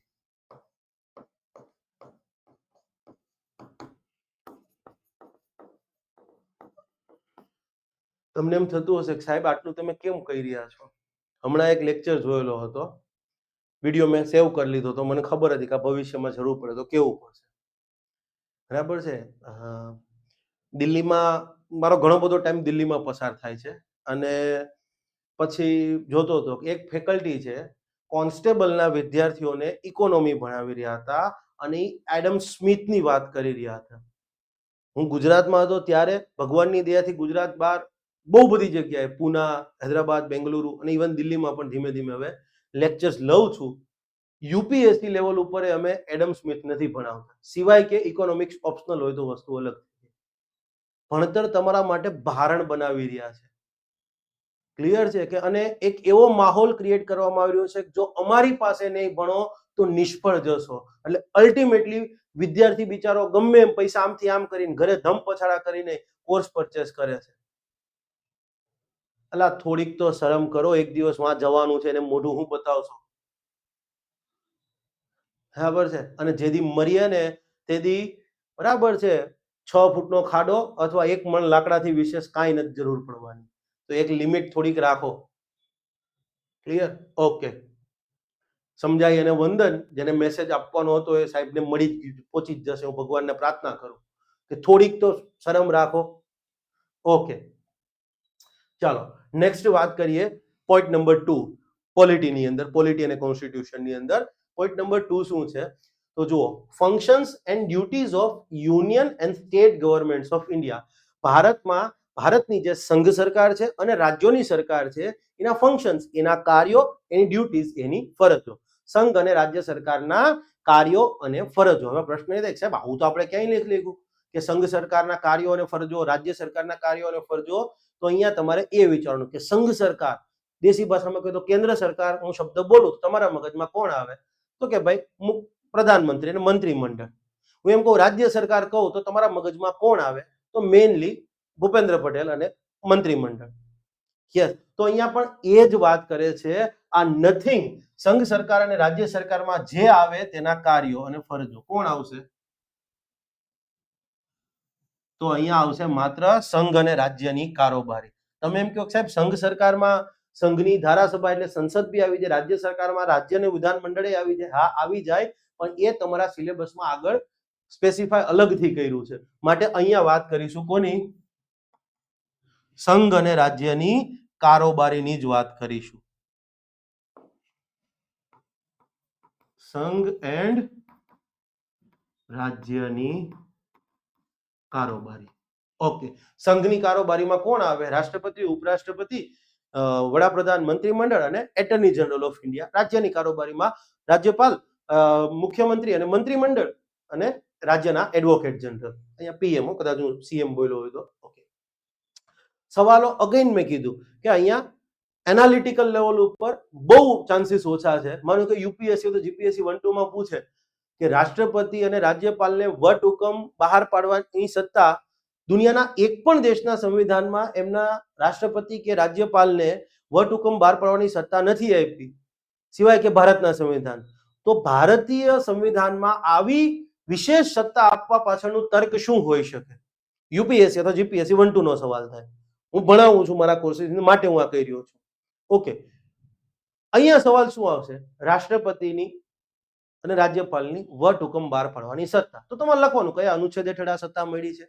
ઓકે, એ સત્તા જે છે એના અંતર્ગત રાષ્ટ્રપતિ ક્યારે વટ હુકમ બહાર પાડી શકે? તો રાજ્યપાલનું પૂછ્યું, રાજ્યપાલ ક્યારે વટ હુકમ બહાર પાડી શકે? કઈ કઈ બાબતોના અનુસંધાનમાં વટ હુકમ બહાર પાડી શકે? વટ હુકમને સામાન્યતઃ વટ હુકમને કઈ કઈ મર્યાદાઓ લાગુ પડે? ઉદાહરણ તરીકે રાષ્ટ્રપતિ વટ હુકમ બહાર પાડી અને સંવિધાન સુધારો ના કરી શકે જાહેર. ક્લિયર? આ ઉદાહરણ આપી રહ્યો છું તમને. યસ, તો આવા સવાલ જે છે અહીંયાથી નીકળી શકે. હોપફુલી તમને આટલું ક્લિયર હશે. ઓકે, કારોબારી, અહીંયા તમારે કારોબારી જ જોવાની છે. સંઘ અને રાજ્યની કારોબારી. હવે એમની સત્તાઓ અને એમની ફરજ. Point is clear? મેઇનલી તો તમારે રાષ્ટ્રપતિ અને રાજ્યપાલની સત્તાઓને બધું જોવાનું છે કે એમની ધારાકીય સત્તાઓ કઈ છે, કારોબારી સત્તાઓ કઈ છે, નાણાકીય સત્તાઓ કઈ છે, એ બધી વસ્તુઓ હજી ડિટેલમાં આપી દઉં તો પ્રેસિડેન્ટ એન્ડ ગવર્નરની ધારાકીય, કારોબારી, નાણાકીય, ન્યાયિક સત્તાઓ. રાષ્ટ્રપતિ છે તો એની ડિપ્લોમેટિક સત્તાઓ પણ આવશે. યસ, વિદેશ નીતિ સંબંધિત. તો આ બધી વસ્તુઓ જોવાની છે. બહુ એટલે બહુ ઈઝી છે. તમારે એક્ઝામને લોડ લઈને અઘરી નથી બનાવવાની. ઓકે, નેક્સ્ટ છે issues and challenges related to federal structure and role of governor in states. Federal structure, સંઘીય ઢાંચો છે, સંઘીય માળખું છે, એમના સંદર્ભમાં ઉપસ્થિત થતા મુદ્દાઓ, એના સંદર્ભમાં ઉપસ્થિત થતા પ્રશ્નો, પડકારો. ફેડરલ સ્ટ્રક્ચર, સંઘીય માળખાના સંબંધિત છે એવા મુદ્દાઓ, જે કંઈ પણ મુદ્દાઓ, જે કંઈ પણ બાબતો ઊભી થાય એને લગતા જે પડકારો ઊભા થાય એ તમારે સમજવાનું છે. તો અહીંયા તમારે એ સમજવું પડશે કે સંઘીય માળખું શું કહેવાય અને ભારતનું સંઘીય માળખું નોર્મલ સંઘીય માળખાથી કઈ રીતે અલગ છે. સંઘીય માળખું એટલે હું લખીને રાખું છું ક્યાંય, એટલે ક્યાંય તમને કોઈ નહીં સમજે. સંઘીય માળખુંનો સિમ્પલ એમ કે સંઘીય માળખું એટલે શું, એક 2 લાઈનમાં સમજાવવાનું કહે તો 30 શબ્દ. તો એવી રાજ્ય વ્યવસ્થા જ્યાં 1 થી વધુ સ્તરે સરકારોનું સ્વતંત્ર સંવિધાનિક અસ્તિત્વ હોય અને આવી સરકારો પોતાની સત્તા સીધી સંવિધાનમાંથી મેળવતી હોય. ભારત છે તો ભારતનું બંધારણ નોર્મલી આપણે સંઘીય માળખું જ કહીએ છીએ. 1 થી વધુ સ્તરે સરકારોનું અસ્તિત્વ છે, સંઘ સરકાર, રાજ્ય સરકાર અને એનાથી નીચેના લેવલ પર પંચાયતી રાજ, લોકલ ગવર્મેન્ટ અને કોર્પોરેશન. તો 3 સ્તરે સરકારોનું અસ્તિત્વ છે. ત્રણેય સ્વતંત્ર સંવિધાનિક અસ્તિત્વ ધરાવે છે. આપણે એવું છે કે રાજ્ય સરકારનું અસ્તિત્વ કેન્દ્ર સરકારને આધીન હોય? ના, રાજ્ય સરકાર હોય કે ઇવન પંચાયતનું અસ્તિત્વ રાજ્ય સરકારનો આધીન ના, ત્રણે ત્રણ સંઘ સરકાર, રાજ્ય સરકાર અને પંચાયતી રાજ સંસ્થાન પોતાની સત્તાઓ સીધી સંવિધાનમાંથી મેળવે છે. આપણે એવું થઈ ગયું કે કેન્દ્ર સરકાર ધારે ત્યારે કાલ રાજ્ય સરકાર, આ રાજ્યની સરકાર પૂરી, હવે ને કેન્દ્ર, ના, એવું નથી. તો ધેટ ઇઝ સંઘીય માળખું. પણ ભારતનું સંઘીય માળખું તો કે એ આપણને એવું કહે છે કે આમાં કેટલાક યુનિટરી સ્ટ્રક્ચર, બરાબર છે, એક તંત્રી સંવિધાન જે છે, એક વાય તંત્રી જે કહેતા હોય ગુજરાતી શબ્દ, એની લાક્ષણિકતાઓ જોવા મળે છે. સંકલિત ન્યાયતંત્ર જેમ કે, પોઈન્ટ ઇઝ ક્લિયર. તો એ બધી વસ્તુઓ તમારે ઓકે, એમાં મુદ્દાઓ શું ઉપસ્થિત થાય છે એ જોવાના, જે પડકારો આવે છે. અને મેઇનલી અહીંયા પડકારો ગવર્નરની ભૂમિકાને લઈને આવે છે. આપણને ખબર છે ગવર્નરની બે ભૂમિકા છે. Governor has a dual role to play. બે ભૂમિકા ભજવવાની. પહેલી, રાજ્યના સંવિધાનિક વડા તરીકે, એક તરફ રાજ્યના સંવિધાનિક વડા છે, બીજી તરફ સંઘ સરકારના, કેન્દ્ર સરકારના પ્રતિનિધિ છે. બેને બેલેન્સ કરવાનું છે. પણ જ્યારે ગવર્નર સંઘ સરકારના પ્રતિનિધિ તરીકે પોતાનો પ્રભાવ બતાવે, રાજ્યના સંવિધાનિક વડા તરીકે એની ભૂમિકા થોડીક દબાઈ જાય, ત્યારે આ બધા પડકારો ઊભા થાય છે. અત્યારે જ આપણે ચર્ચામાં જોઈએ છે, તમિલનાડુના ગવર્નર છે, તમિલનાડુ સરકાર કોઈ બિલ પાસ કરે, રાષ્ટ્રપતિની મંજૂરી માટે રાખી દે છે. તો પછી ચૂંટાયેલ લોકતાંત્રિક ઢબે ચૂંટાયેલી સરકારનું મહત્વ શું રહ્યું? કેરળમાં પણ આ થઈ રહ્યું છે. સેન્ટ્રલમાં જે પાર્ટી હશે એનાથી વિરોધ પક્ષની પાર્ટી રાજ્યના સરકારમાં હશે ત્યારે આ પ્રશ્નો ઉપસ્થિત થાય છે. તો આ બધી વસ્તુ તમારે જોવાની રહેશે. સિમ્પલ વસ્તુ છે. 5 માર્ક્સની ટૂંકનોંધ મને દેખાય છે અહીંયાથી. ઓકે, આ વાત થઈ ગઈ પૂરી. હવે વાત કરીએ, okay, point number 3, last point of the lecture. Next પછી આપણે બીજી વાત કરીશું, મતલબ આ જી આખું પૂરું કરી દઈશું. હવે અહીંયા તમે જોશો ને તો okay, public administration and governance 20 માર્ક્સનું છે. ઓકે, તો ટોટલ 12 પોઈન્ટ છે. આ પોર્શનની અંદર 12 પોઈન્ટ છે. આવા 1 2 3 4 એમાં પેટા પોઈન્ટ્સ બી આવતા હશે. એમાં 1 થી 5 છે એ પ્યોરલી પબેડ છે, પબેડ એન્ડ ગવર્નન્સ. ઓકે, 6 થી 12 છે એ મોર ઓર લેસ પોલિટી એન્ડ કોન્સ્ટિટ્યુશન ની વાત કરે છે, પણ એડમિનિસ્ટ્રેશનના જ ફોર્મમાં. 1 થી 6 પોઈન્ટ સિલેબસ તમારી આગળ હશે જ, હું એવું માની રહ્યો છું, બરાબર છે. મારી આગળ તો છે, પણ હવે મને મારે જેટલું સમજાવવાનું છે એટલું મને મોઢે થઈ ગયું છે, માટે મારે કોઈ જરૂર નથી. પણ હોપફુલી તમારી આગળ હશે ખરા. રાખી લેજો ભાઈ આ સિલેબસ, અથવા તો આ પીડીએફ તમને આપી દઈશ, ડોન્ટ વરી. આજ તમે પ્રિન્ટ કઢાઈ લેજો. ક્લિયર છે? સરસ રીતે તમારે કંઈ લખવું હોય તો લખી પણ શકશો. ક્લિયર છે? ઓકે, ચાલો, હું વર્ડ ફોર્મેટ આપીશ તમને, ચિંતા ન કરતા. આ તો પીડીએફ છે કે જેથી ઓછા પેજમાં તમારે થઈ જાય. ઓકે ઓકે, તમને એમ થાય કે સાહેબ ક્યાંથી આપશો? આ બધી વસ્તુની મને આદત નથી, માટે હું ભૂલી ગયો. આ આપણી રેઝિલિયન્સ એજ્યુકેશન છે, એ આપણું એક નવું પહેલ છે. મારું નામ અર્પણ પટેલ છે, કદાચ તમે મને બહુ ઓછા લોકો ઓળખતા હશો. મોરઓરલેસ હું જીપીએસસી 1 2 અને હવે યુપીએસસીમાં ભગવાનની દયાથી કામ કરું છું. અને આ મારી, બરાબર છે, મારો પ્રયાસ છે તમને લોકોને કંઈક એફર્ટ કરીને આપવાનો. તો આપણી રેઝિલિયન્સ એજ્યુકેશન એક નવી ચેનલ છે, જૂની આપણી સહસ્ત્ર આઈએએસ છે, અને આપણી એક ટેલિગ્રામ ચેનલ બી સીસી ગ્રુપ 1 માટે સ્પેસિફિકલી જાહેર કરી છે. તો યસ, એની અંદર આપણે ક્લિયર છે, આ બધી વસ્તુ તમને મળી જવાની છે. ક્યાંકથી કઈ રીતે બધાને અવેલેબલ કરું માટે એક ચેનલ શરૂ કરી છે, બીજું કશું છે નહીં. તો અહીંયા 1 થી 5 પોઈન્ટ છે એ પ્યોર પોબેટના છે. ઓકે, 6 થી 12 નંબરના પોઈન્ટ છે એ મોર ઓર લેસ પોલિટી અને કોન્સ્ટિટ્યુશનની જ વાત કરે છે. Political administration of the country. આપણે ખબર છે આપણા બંધારણમાં વહીવટી જોગવાઈઓ પણ સમાવિષ્ટ છે, કે જે દુનિયાના એક પણ બહુ ઓછા બંધારણમાં આ પ્રકારની જોગવાઈઓ છે. ઓકે, તો પહેલા વાત કરીએ પબેટની. પબેટનો પોર્શન શું કહે છે? તો પહેલો પોઈન્ટ જે છે એની અંદર 3 અલગ અલગ પોઈન્ટ આપ્યા છે. પહેલું છે meaning, nature and scope of public administration. જાહેર વહીવટ છે એનો અર્થ શું થાય, જાહેર વહીવટ છે એની પ્રકૃતિ શું હોય અને એનો વ્યાપ કેટલો છે. અહીંયા કોઈ એટલે કોઈ તમારે વસ્તુ ગોખવાની નથી. પબ્લિક એડમિનિસ્ટ્રેશનની વ્યાખ્યા વુડ્રો વિલ્સને આ આપી હતી, આ થિંકરે આ આપી હતી, કશું નથી. એક સિમ્પલ લાઈન છે, કોઈ પણ લોકતાંત્રિક સરકાર હોય એનો વિકાસલક્ષી એજન્ડા હોય. હા, અને આ વિકાસલક્ષી એજન્ડાને સિદ્ધ કરવા માટે સરકાર વિવિધ યોજનાઓ, નીતિઓ, કાર્યક્રમો ઘડતી હોય છે. અને યસ, આ નીતિઓ, કાર્યક્રમો અને યોજનાઓને લાગુ કરવાની કામગીરી છે, ઇમ્પ્લિમેન્ટેશનની કામગીરી, એને જાહેર વહીવટ કહેવાય. માનો કે મોદી સરકાર ચૂંટાઈને આવી તો એનો એક વિકાસલક્ષી એજન્ડા હતો ભારતને ખુલ્લામાં શૌચક્રિયાથી મુક્ત કરવું, અથવા તો ભારતને મેન્યુફેક્ચરિંગ ક્ષેત્રમાં બરાબર છે હબ બનાવવું, વૈશ્વિક હબ. તો ખુલ્લામાં શૌચક્રિયાથી મુક્ત કરવું હતું, તેના માટે યોજના નીતિ ઘડવામાં આવી, સ્વચ્છ ભારત મિશન. ભારતને મેન્યુફેક્ચરિંગમાં હબ બનાવવું હતું, જીડીપીમાં મેન્યુફેક્ચરિંગનો હિસ્સો વધારવો હતો, તો યોજના બનાવવામાં આવી, મેક ઇન ઇન્ડિયા પ્લાન બનાવવામાં આવ્યા.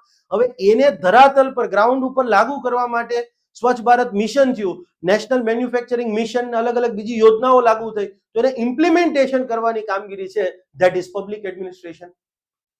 કોઈ પબેડ અને એથિક્સ એવા પાર્ટ છે કે એમાં ગોખવા ગયા તો મળી ગયા અને માર્ક્સ નહીં પડે, એ ગેરંટી છે. પણ તમે આવું લખ્યું હોય કે લોકશાહીમાં ચૂંટાયેલી સરકારોનો, દરેક ચૂંટાયેલી સરકારનો એક વિકાસલક્ષી એજન્ડા હોય છે. આ વિકાસલક્ષી એજન્ડાને સિદ્ધ કરવા માટે સરકાર દ્વારા અલગ અલગ યોજના, નીતિઓ અને કાર્યક્રમો ઘડવામાં આવતા હોય છે. તો યસ, આવી યોજના, નીતિઓ અને કાર્યક્રમોના ઘડતરથી લઈ અમલવારી સુધીની આખી જે કામગીરી છે એમને જાહેર વહીવટ કહેવામાં આવે. સામેવાળો માણસ કેટલો ખુશ થઈ જાય. અને એક્ઝામ્પલ આપી દો, જેમ કે વર્તમાન સરકારનો એક એજન્ડા હતો ભારતને ખુલ્લામાં શૌચક્રિયાથી મુક્ત કરવું, એક જ એક્ઝામ્પલ આપવાનું, અથવા તો મેન્યુફેક્ચરિંગ હબ બનાવવું, વોટેવર તમે લઈ શકો, પણ સ્વચ્છ ભારતનું બેસ્ટ એક્ઝામ્પલ છે, આપી દો. પેલી બે લાઈન વાંચીને જ કીધી કે આને બધી ખબર છે, લાઈ ભાઈ મુક્ત 3 માંથી 3, 3 માંથી 2.5. ઓકે, આ વાત આવશે ત્યારે કરીશું. Evolution in India and legacy of British rule. આ વસ્તુ કદાચ તમે ન કરો ને તોય ચાલે, કઈ કરવાનું જ નથી. ઘણી 4 લાઈન, 4-5 વાક્ય યાદ રાખવાના. ભારતમાં પબ્લિક એડમિનિસ્ટ્રેશનનો ઉદ્ભવ કઈ રીતે થયો, ગુજરાતના ફેકલ્ટીઓને છે ને આ બધી વસ્તુ બહુ મજા આવે, કારણ કે એમાં વાતું હોય, ફાકા ફોજદારી હોય, પણ આ કઈ કરવાનું જ નથી. બ્રિટિશ શાસન દરમિયાન પબ્લિક એડમિનિસ્ટ્રેશન કઈ રીતે ઇમ્પ્રુવ થયું, બરાબર, રિપનની શું ભૂમિકા હતી, વેલેસ્લીની શું ભૂમિકા હતી, ડેલહાઉસીની, કોઈ કામનું નથી અને કરવાનું નથી. મેં કીધું ને એમાં ગણી 5 લાઈન આર્ટિફિશિયલ ઇન્ટેલિજન્સ ને કહેશો ને, ચેટ જીપીટી ને, તો એ આ તમને 10 લાઈન આપી દેશે, ઇનફ છે. Okay, next, role of civil services in democracy. લોકશાહીમાં મુલ્કી સેવકોની ભૂમિકા શું હોય? મુલ્કી સેવકની તો અહીંયા પણ કોઈ જ એટલે કોઈ વસ્તુ ગોખવાની નથી. તમે એક વસ્તુ વિચારો કરો, કોઈ પણ યોજના લઈ લો, ગુજરાતની જ્યોતિગ્રામ યોજના લઈ લો, કે આયુષ્માન ભારત મિશન લઈ લો, કે લેટ્સ સે ફોર એક્ઝામ્પલ સ્વચ્છ ભારત મિશન લઈ લો. ગુજરાતમાં જ્યોતિગ્રામનો શ્રેય કોને જાય છે? પાંડિયન સાહેબને જાય છે. યસ, હા, ઓકે. આયુષ્માન ભારત મિશન જે આવ્યું, આપણે આયુષ્માન ભારત યોજના, તો એનો શ્રેય વીકે પોલને જાય છે, નીતિ આયોગના મેમ્બર છે. ઓકે, સ્વચ્છ ભારત મિશન સફળ થયું, એનો શ્રેય નો ડાઉટ પોલિટિકલી તમે મોદી સાહેબને શ્રેય આપશો, પણ બ્યુરોક્રેસીમાં પરમેશ્વરન અય્યર એકમાત્ર વિભાગ સરકારનો કે જેના સેક્રેટરી એક જ વ્યક્તિ રહ્યા વર્ષો સુધી. મોદી સાહેબની પહેલી ટર્મ હતી, મોદી સાહેબની બીજી ટર્મ આવી, ત્યારે પણ આ વ્યક્તિ સેક્રેટરી, જ્યાં સુધી રિટાયર્ડ ન થયા ત્યાં સુધી એ જ વ્યક્તિ સેક્રેટરી રહ્યા, પરમેશ્વરન અય્યર. આ બધી વસ્તુ તમારે ગોખવાથી કશું નહીં આવે. ઇન્ડિયાનું કોલ સેક્ટર, કોલ સેક્ટરમાં આજે તમે એક વસ્તુ વિચાર કરો, 2014માં કોલ સેક્ટર જે છે બહુ ડાઉન ગયું હતું. સીબીઆઈ ને આ બધી એજન્સીઓ કોલ મિનિસ્ટ્રીની પાછળ હતી ને એ સમયની અંદર કોલ મિનિસ્ટ્રીમાં એક વ્યક્તિ ચાર્જ સંભાળે છે સેક્રેટરી તરીકે, મિસ્ટર અનિલ સ્વરૂપ. બ્યુરોક્રેસીની ભૂમિકા થઈને યોજનાઓ જે છે એના કોન્સેપ્ચ્યુલાઇઝેશન, યોજના મગજમાં ઘડવામાં આવે ત્યારથી લઈ એની અમલવારી થાય તો ફરી એમાં ફીડબેક લઈને અમલવારીમાં સુધારો કરવાની વાત આવે, એ ભૂમિકા છે. ઓકે, ભારતમાં આજે આટલી વિવિધતા છે, ભાષા, પ્રદેશ, ધર્મ, છતાં પણ ભારત જેટલી વિવિધતા દુનિયાના કોઈ બીજા દેશમાં હતી તો એ દેશ આજે એક નથી રહી શક્યો. દેશના ભાગલા પડી જ ગયા છે, પણ ભારતમાં ન થયું. એનું રીઝન આ બ્યુરોક્રેસી છે. હું તમને જે તે સમયે ભણાવીશ ત્યારે એ કહીશ. ક્લિયર છે? મેન્ટેનિંગ લો એન્ડ ઓર્ડર, બરાબર છે. હર્ષભાઈ આપણે આવીને વાત કરી જાય કે કાયદો કાયદાનું કામ કરશે જ, બરાબર છે, પણ ઓન પેપર ક્લિયર. હા, એ બી એટલું જ સત્ય છે કે આજે ગુજરાત પોલીસમાં બરાબર છે ઘણી ખરી વસ્તુઓ, કેટલાક એવા અધિકારીઓના કારણે પોલીસની છાપને લાંછન લાગ્યું છે, એમાં કોઈ શંકાને સ્થાન નથી. પણ આ ક્યારે લાગ્યું? કે જ્યારે બ્યુરોક્રેટ્સ, એક મુલ્કી સેવકે કોઈ રાજકીય નેતાને આકા માનવાનું શરૂ કર્યું અથવા સત્તાધારી પક્ષને ખુશ કરવાની કામગીરી શરૂ કરી ત્યારે યુપીએસસી માં એમાં ભણાવતા હોઈએ છે, પોલિટિકલ પેટ્રોનશિપ એને કહે. ઓકે, નેક્સ્ટ છે ગવર્મેન્ટ પોલિસીઝ એન્ડ ઇન્ટરવેન્શન. સરકારની નીતિઓ અને દરમિયાનગીરીઓ, કઈ નહીં, યોજનાઓ અલગ અલગ પ્રકારની. Implementation issue and problems with regard to development of various sectors. Simple એવું કહે છે અલગ અલગ ક્ષેત્રોના વિકાસ થાય, શિક્ષણ છે, આરોગ્ય છે, સ્કિલ ડેવલપમેન્ટ છે, ઇન્ફ્રાસ્ટ્રક્ચર છે, અલગ અલગ ક્ષેત્રોનો, બધા ક્ષેત્રો તમે લઈ શકો, એનો વિકાસ થાય એના માટે સરકારની નીતિઓ, સરકારની દરમિયાનગીરીઓ અને એક નીતિઓની અંદર, એક કાર્યક્રમોની અંદર અમલવારીના સંબંધમાં શું પડકાર આવે છે, ક્લિયર છે, શું મુદ્દાઓ ઉપસ્થિત થાય છે એ સમજો. અહીંયા તમારે એ નથી જોવાનું કે શિક્ષા વ્યવસ્થામાં સરકારની વિકાસ નીતિ શું છે, ઇન્ફ્રાસ્ટ્રક્ચરના ડેવલપમેન્ટ માટે સરકારની નીતિ શું છે. આ પબ્લિક એડમિનિસ્ટ્રેશનનો પાર્ટ છે કે અલગ અલગ સરકારની અલગ અલગ યોજનાઓ, નીતિઓ છે, એને લાગુ કરવા જઈએ છે ત્યારે શું સમસ્યા આવે છે. યસ, પ્રોબ્લેમ્સ, ઇમ્પ્લિમેન્ટેશન ઇશ્યુઝ, અમલવારીમાં શું મુદ્દાઓ ઉપસ્થિત થાય છે. લેટ્સ સે ફોર એક્ઝામ્પલ, એક સિમ્પલ મુદ્દો કહું તમને કે પ્રધાનમંત્રી ઉજ્જવલા યોજના, મહિલાઓને એલપીજી સિલિન્ડર અને ગેસ આપવામાં આવે છે, આપણને ખબર છે. જ્યારે દેશના અમુક રાજ્યોના જે અંતરિયાળ વિસ્તારો હતા એમાં જ્યારે પ્રધાનમંત્રી ઉજ્જવલા યોજનાને લઈને વાત કરવામાં આવતી હતી તો ઘણા બધા લોકોએ એવું કીધું કે ના ભાઈ, અમે આ ગેસનો ઉપયોગ નહીં કરીએ, એનાથી અગ્નિદેવ નારાજ થઈ જશે અમારા, એનાથી અમને ગેસ થઈ જશે, ગેસમાંથી રાંધીશું તો ગેસ થશે. આવી તો એ સ્વીકારવા તૈયાર નહોતા, તમારી જાણ ખાતર. આ તો જસ્ટ ખાલી એક ઓન ગ્રાઉન્ડની વાત કરી. બીજા ઘણા બધા ઇમ્પ્લિમેન્ટેશન ઇશ્યુ છે.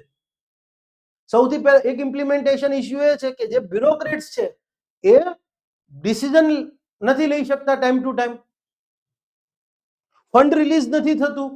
આ બધા પબેડના સંબંધમાં વાત કરવાની છે, નહીં કે તમારી કોઈ યોજના ભણવાની છે. ફોર એક્ઝામ્પલ,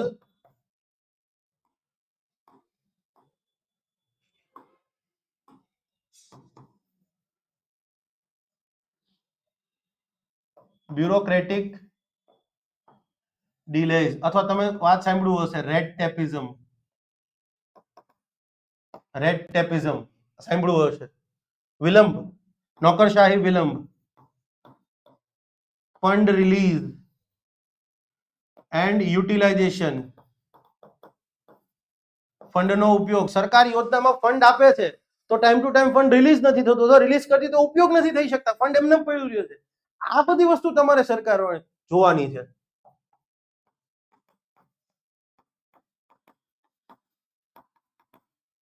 વિલંબ, પોઈન્ટ ઇઝ ક્લિયર. તો આવા ઘણા બધા ઇશ્યુ છે. Yes, coordination,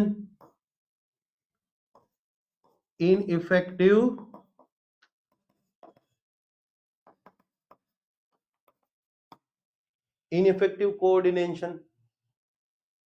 Yes, point is clear.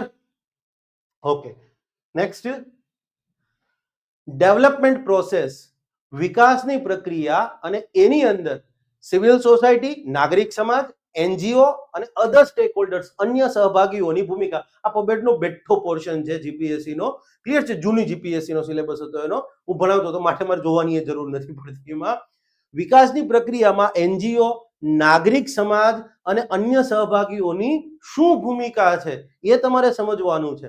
માનો કે લેટ્સ સે ફોર એક્ઝામ્પલ, આજે મિડ ડે મીલનું આપણે કાર્યક્રમ કહીએ છીએ તો તમે એક સંસ્થાનું નામ સાંભળ્યું હશે, અક્ષય પાત્ર ફાઉન્ડેશન. તો એ મિડ ડે મીલનો હેતુ શું છે કે ભાઈ બાળકોને પોષણક્ષમ આહાર મળે, મેઇન હેતુ આ છે. તો અક્ષય પાત્ર ફાઉન્ડેશન એમાં કામ કરે છે. યસ, કામ કરે છે. એક બીજું એનજીઓ છે પ્રથમ, કે જે ભારતમાં શિક્ષણ ક્ષેત્રમાં આઉટકમ, પરિણામમાં વધારે સારો લાભ, પરિણામ સુધરે એ દિશામાં કામ કરે છે. યસ, બધા એનજીઓ થયા. માનો કે નાગરિક સમાજની વાત કરું તો તમે એક શબ્દ સાંભળ્યો હશે, સેવા, સેલ્ફ એમ્પ્લોયડ વુમન એસોસિએશન, એ પણ એક નાગરિક સમાજ છે. તાજેતરમાં અરવલ્લીનો મુદ્દો હતો તો બધાએ ભેગા થઈને એક જ ઉદ્દેશ્ય હતો, પર્યાવરણનું રક્ષણ, અરવલ્લીને બચાવો. પછી ચિપકો આંદોલન, નર્મદા બચાવો આંદોલન. તો આ બધા ક્લિયર છે તમારા નાગરિક સમુદાય થયા.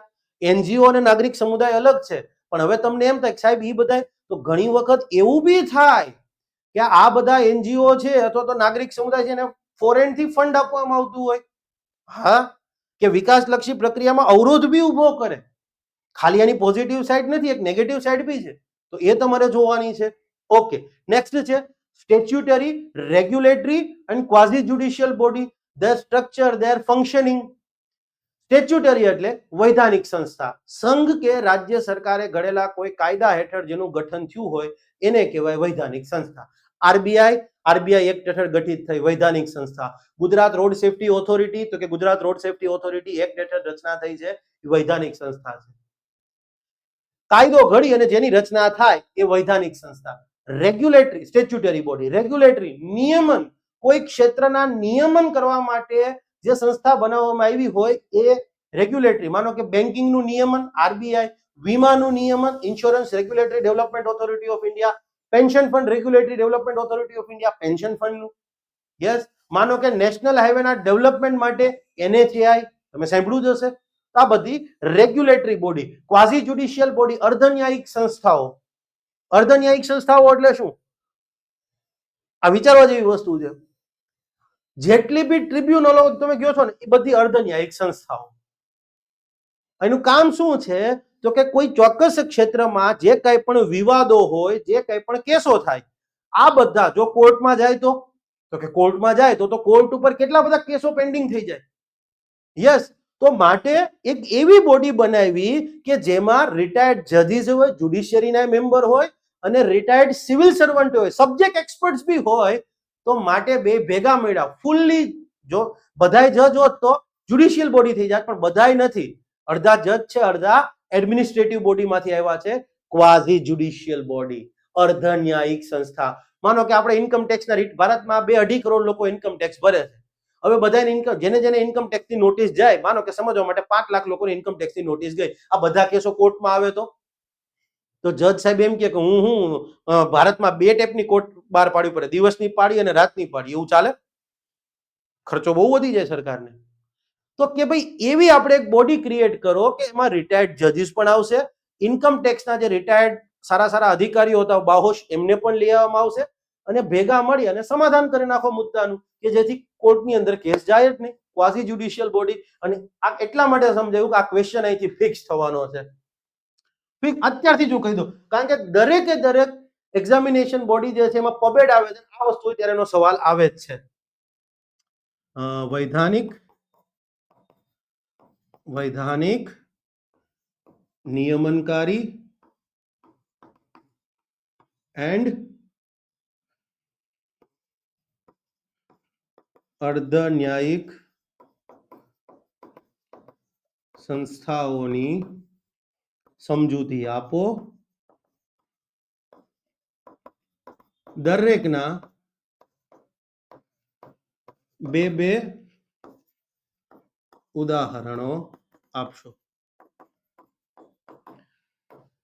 લો, સમજૂતી હું આપી ચૂક્યો, ઉદાહરણ આપી ચૂક્યો. માનો કે income tax appellate tribunal, GST tribunal, even motor accident claim tribunal. Accident થાય એ બધાય કેસો આવી જાય તો કોર્ટની અંદર. માટે જ એક્સિડન્ટ થાય અને જે ક્લેમ આવે તો એના સેટલમેન્ટ માટે મોટર એક્સિડન્ટ ક્લેમ ટ્રિબ્યુનલ છે. હા, આ ટ્રિબ્યુનલોનો ચુકાદો તમને માન્ય ન હોય તો પછી તમે ઉપરની કોર્ટમાં, જનરલી હાઈકોર્ટ આવતી હોય, હાઈકોર્ટમાં કે એમાં જઈ શકો છો, અથવા સુપ્રીમ કોર્ટ બી આવે. માનો કે એનજીટી છે તો એનો, એનજીટી પોતે ક્વાઝી જ્યુડિશિયલ બોડી છે, તો એનજીટી ના જે ચુકાદા છે એને તમે યસ સીધા સુપ્રીમમાં પડકારી શકો, કારણ કે એનજીટી માં બેસવા વાળા જજ જ હાયર લેવલ ઉપરના હોય. Okay, next. Okay, good governance, e governance, transparency, accountability, sensitivity in governance. શાસનની અંદર ગુડ ગવર્નન્સ શું છે? સુશાસન. પહેલા તો શાસન એટલે શું? શાસનમાં સુશાસન શું? ઈ ગવર્નન્સ, ઈ શાસન એટલે શું? પારદર્શિતા એટલે શું? અકાઉન્ટેબિલિટી, ઉત્તરદાયિત્વ, જવાબદેહી એટલે શું? અને સેન્સિટિવિટી, સંવેદનશીલતા એટલે શું? આ સંવેદનશીલતા માટે શબ્દ રિસ્પોન્સિવનેસ આવે. કઈ વાંધો નહીં, ચાલે.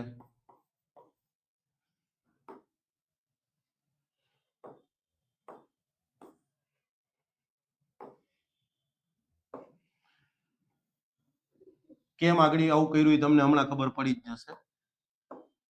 આને કહેવાય રિસ્પોન્સિવ ગવર્નન્સ, સંવેદનશીલતા. અને હવે એક નવો શબ્દ આવ્યો છે, પર્પસફુલ ગવર્નન્સ, ઉદ્દેશલક્ષી શાસન. પર્પસ એટલે હેતુ, ઉદ્દેશ, હેતુ ઉદ્દેશલક્ષી શાસન. યસ, આવી વસ્તુ અખતરા કરી શકે. નેક્સ્ટ છે બિલ ઓફ રાઇટ્સ. હવે બિલ ઓફ રાઇટ નહીં, એની જગ્યાએ શબ્દ હોવો જોઈએ સિટીઝન ચાર્ટર, નાગરિક અધિકાર પત્ર. આના માટે શબ્દ હોવો જોઈએ સિટીઝન ચાર્ટર, નાગરિક અધિકાર પત્ર, નાગરિક અધિકાર પત્ર. તમને એમ થશે કે સાહેબ તો મોટી મોટી ફાકા ફોજદારી, ભાઈ નથી કરી રહ્યો. આગળ ઉદાહરણ આપું છું. આ નાગરિક અધિકાર પત્રની વાત કરે છે. પોબેટમાં આ બિલ ઓફ રાઇટ્સ એટલે શું થાય ખબર છે? બિલ ઓફ રાઇટ નો મિનિંગ આગળ કહું.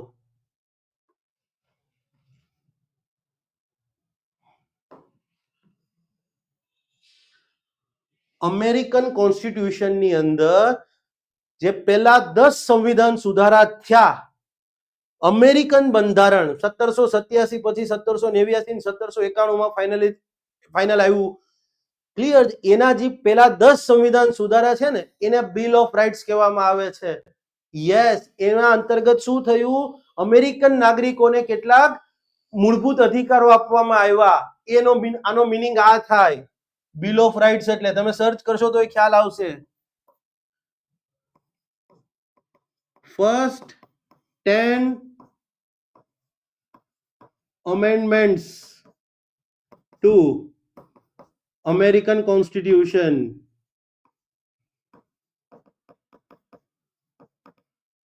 અમેરિકી સંવિધાનના, ગુજરાતીની જોડણી ભૂલ ચલાવી લેજો મારી, 10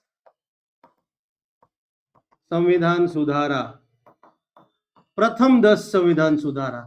યસ, બિલ ઓફ રાઇટ નો મિનિંગ આ થાય. હવે જો આપણે આ સીસી ની અંદર અમેરિકન સંવિધાનના પેલા 10 બંધારણીય સુધારા જોવા પડતા હોય તો મને નથી લાગતું, સોરી ગાઈસ, ઓકે, આ આવે ન આવે. માટે અહીંયા નાગરિક અધિકાર પત્રની વાત કરી છે. મારી ગૌણ સેવાને બી નમ્ર વિનંતી છે કે પ્લીઝ આ વસ્તુનું સંજ્ઞાન લ્યો. હું પોતે પણ આને ટ્વીટ કરવાનો છું, અને તમારા એકય સાહેબે આ વસ્તુ કીધી હોય તો કહેજો. હવે તમે વિચારી લો કે સિલેબસની શું ડિમાન્ડ છે અને તમારે શું અભ્યાસ કરવાનો. તમે જેની પાસે કદાચ, સમજી ગયા ને, આ ખરેખર એમને પહેલા કેવું જોઈતું હતું. હું આટલા દિવસ એટલે જ વેઇટ કર્યો. દિલ્હીમાં મેં કીધું શાંતિથી છે, આપણે કાંઈ ઇકોનોમિક સર્વે વાંચો ને બધું જુઓ ને પછી કરીશું શાંતિથી. બરાબર છે? કોઈએ કીધું હોય તો બહુ સારી વસ્તુ છે, કીધું હોય અને મારા ધ્યાનમાં નથી આવ્યું તો હું એ વ્યક્તિને સેલ્યુટ કરું છું, વંદન કરું છું. બરાબર છે? પણ આ લેક્ચર આજે 30 તારીખે હમણાં અપલોડ થઈ જ જશે. બરાબર છે? 11:31 થઈ છે. બરાબર છે? ઓકે. નેક્સ્ટ છે right to information act and public service delivery act.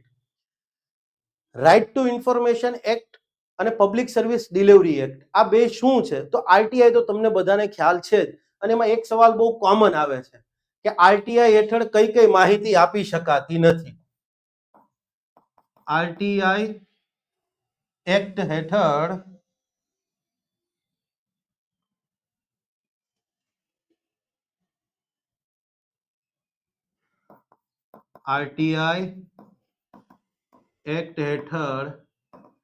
કઈ કઈ માહિતીઓ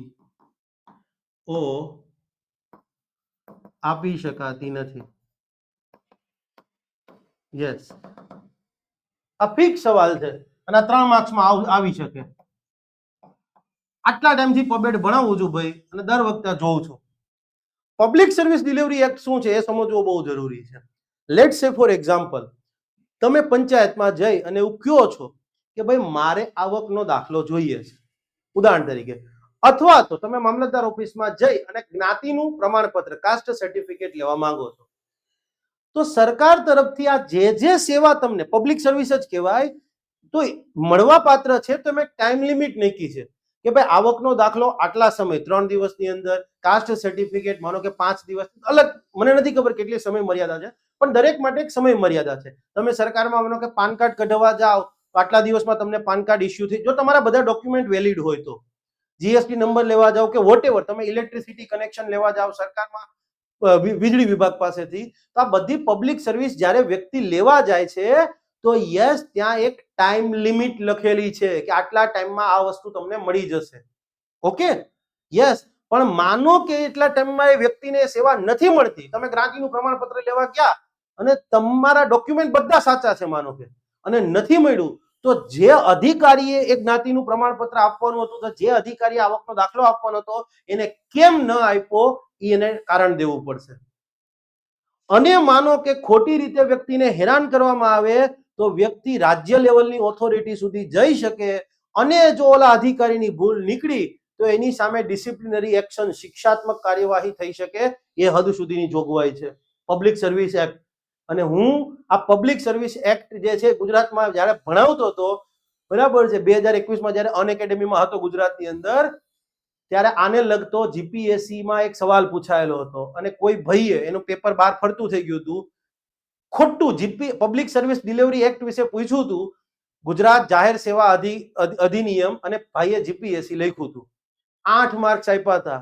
હું વાહિદ વ્યક્તિ હતો કે જેને હિંમત કરીને કીધું કે નહીં આ ખોટું છે. મને ખબર હતી કારણ કે મેં પહેલી જ વાર ભણાવવાની શરૂઆત કરી હતી. મેં કીધું આ ખોટું છે, ટ્વીટ કર્યું, 10 માંથી વ્યક્તિને માર્ક્સ 0 થઈ ગયા અને વ્યક્તિ સિલેક્શન ફાઇનલ રિઝલ્ટમાં જીપીએસસી બદલાવ કરવો પડ્યો હતો. હા, ક્લિયર. એટલે હું કઈ પહેલે તમને જે કીધું એમ કે નથી કહેતા એફિડેવિટ કરાવેલો શિક્ષક નથી કે હા હું એફિડેવિટ કરાવું છું, હું જીપીએસસી નો અથવા યુપીએસસી નો શિક્ષક છું. I do and I take the step. I took the step in those situations. Okay, તો આ વસ્તુ છે. નેક્સ્ટ છે social research and its importance. સામાજિક સંશોધન અને એનું મહત્વ. હવે સામાજિક સંશોધન એટલે શું? વિજ્ઞાનમાં જ સંશોધન ન થાય, સમાજમાંય સંશોધન થાય.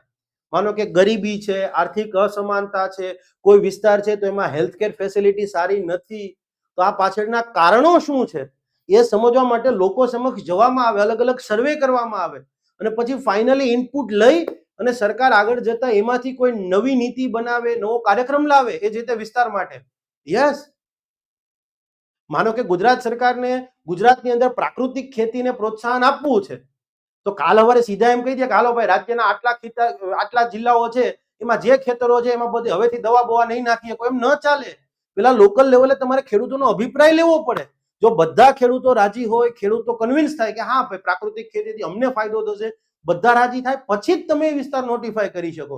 તો આ ખેડૂતો સમક્ષ જવાનું, એમને કન્વિન્સ કરવાના, એમના અભિપ્રાય લેવાના, આ બધી કામગીરી સોશિયલ રિસર્ચ કહેવાય. અને આજે જ્યારે આપણે ડેટા ડ્રીવન પોલિસીની વાત કરીએ છીએ, એવિડન્સ બેઝડ પોલિસીની વાત કરીએ છીએ, ત્યારે એ બહુ ઇમ્પોર્ટન્ટ વસ્તુ બની જશે. અને ભવિષ્યમાં હું લખીને એક વસ્તુ આપું છું, તમે જો સચિવાલય કે પછી બિન સચિવાલય કોઈ બી જગ્યાએ ક્લર્ક તરીકે હશો, આ ભૂમિકા તમારે આવવાની થશે, આવશે જ. તમે આ ભૂમિકાના કી વ્યક્તિ હશો, યાદ રાખજો.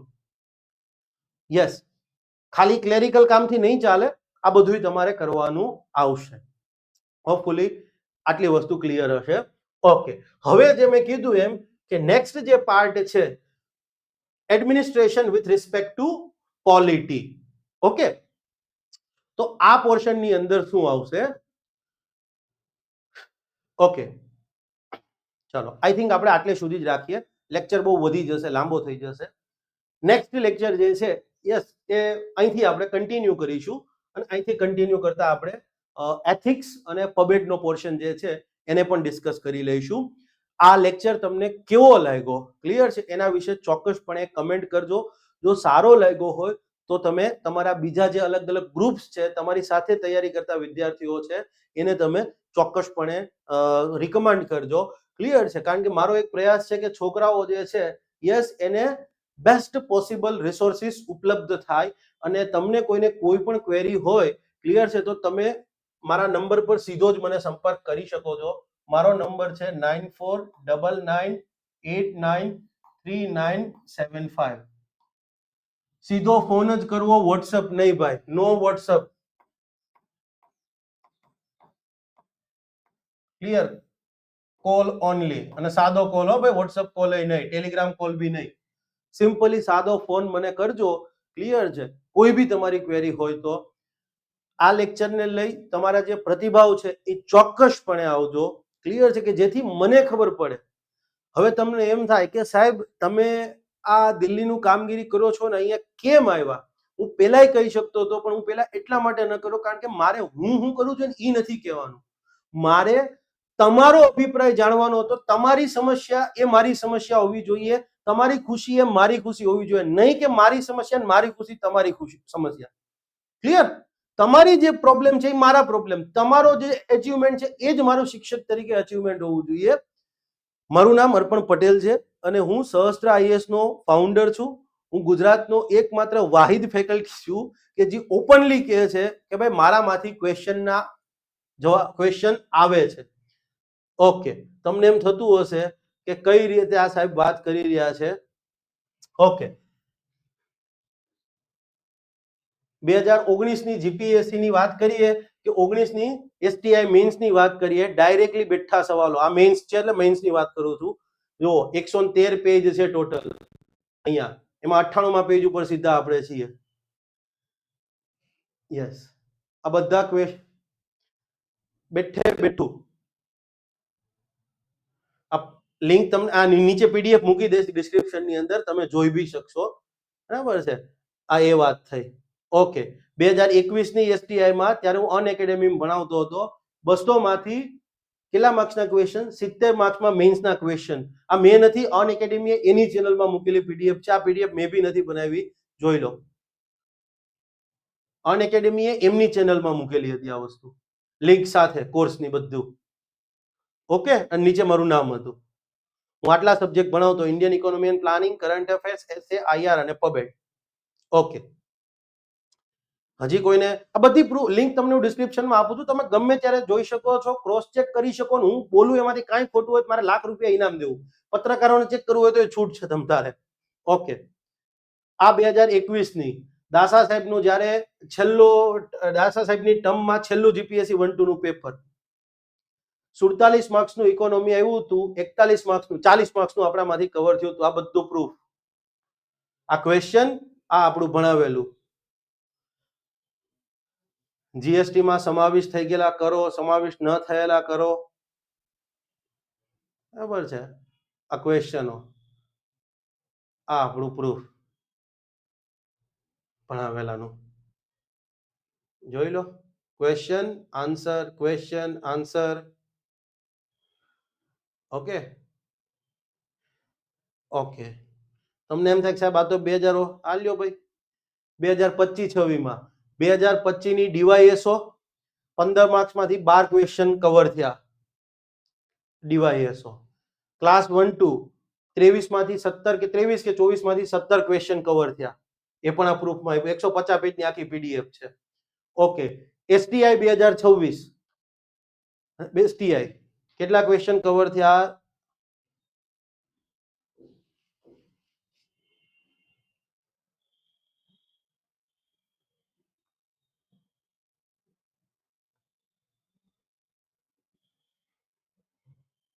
જોઈ લો.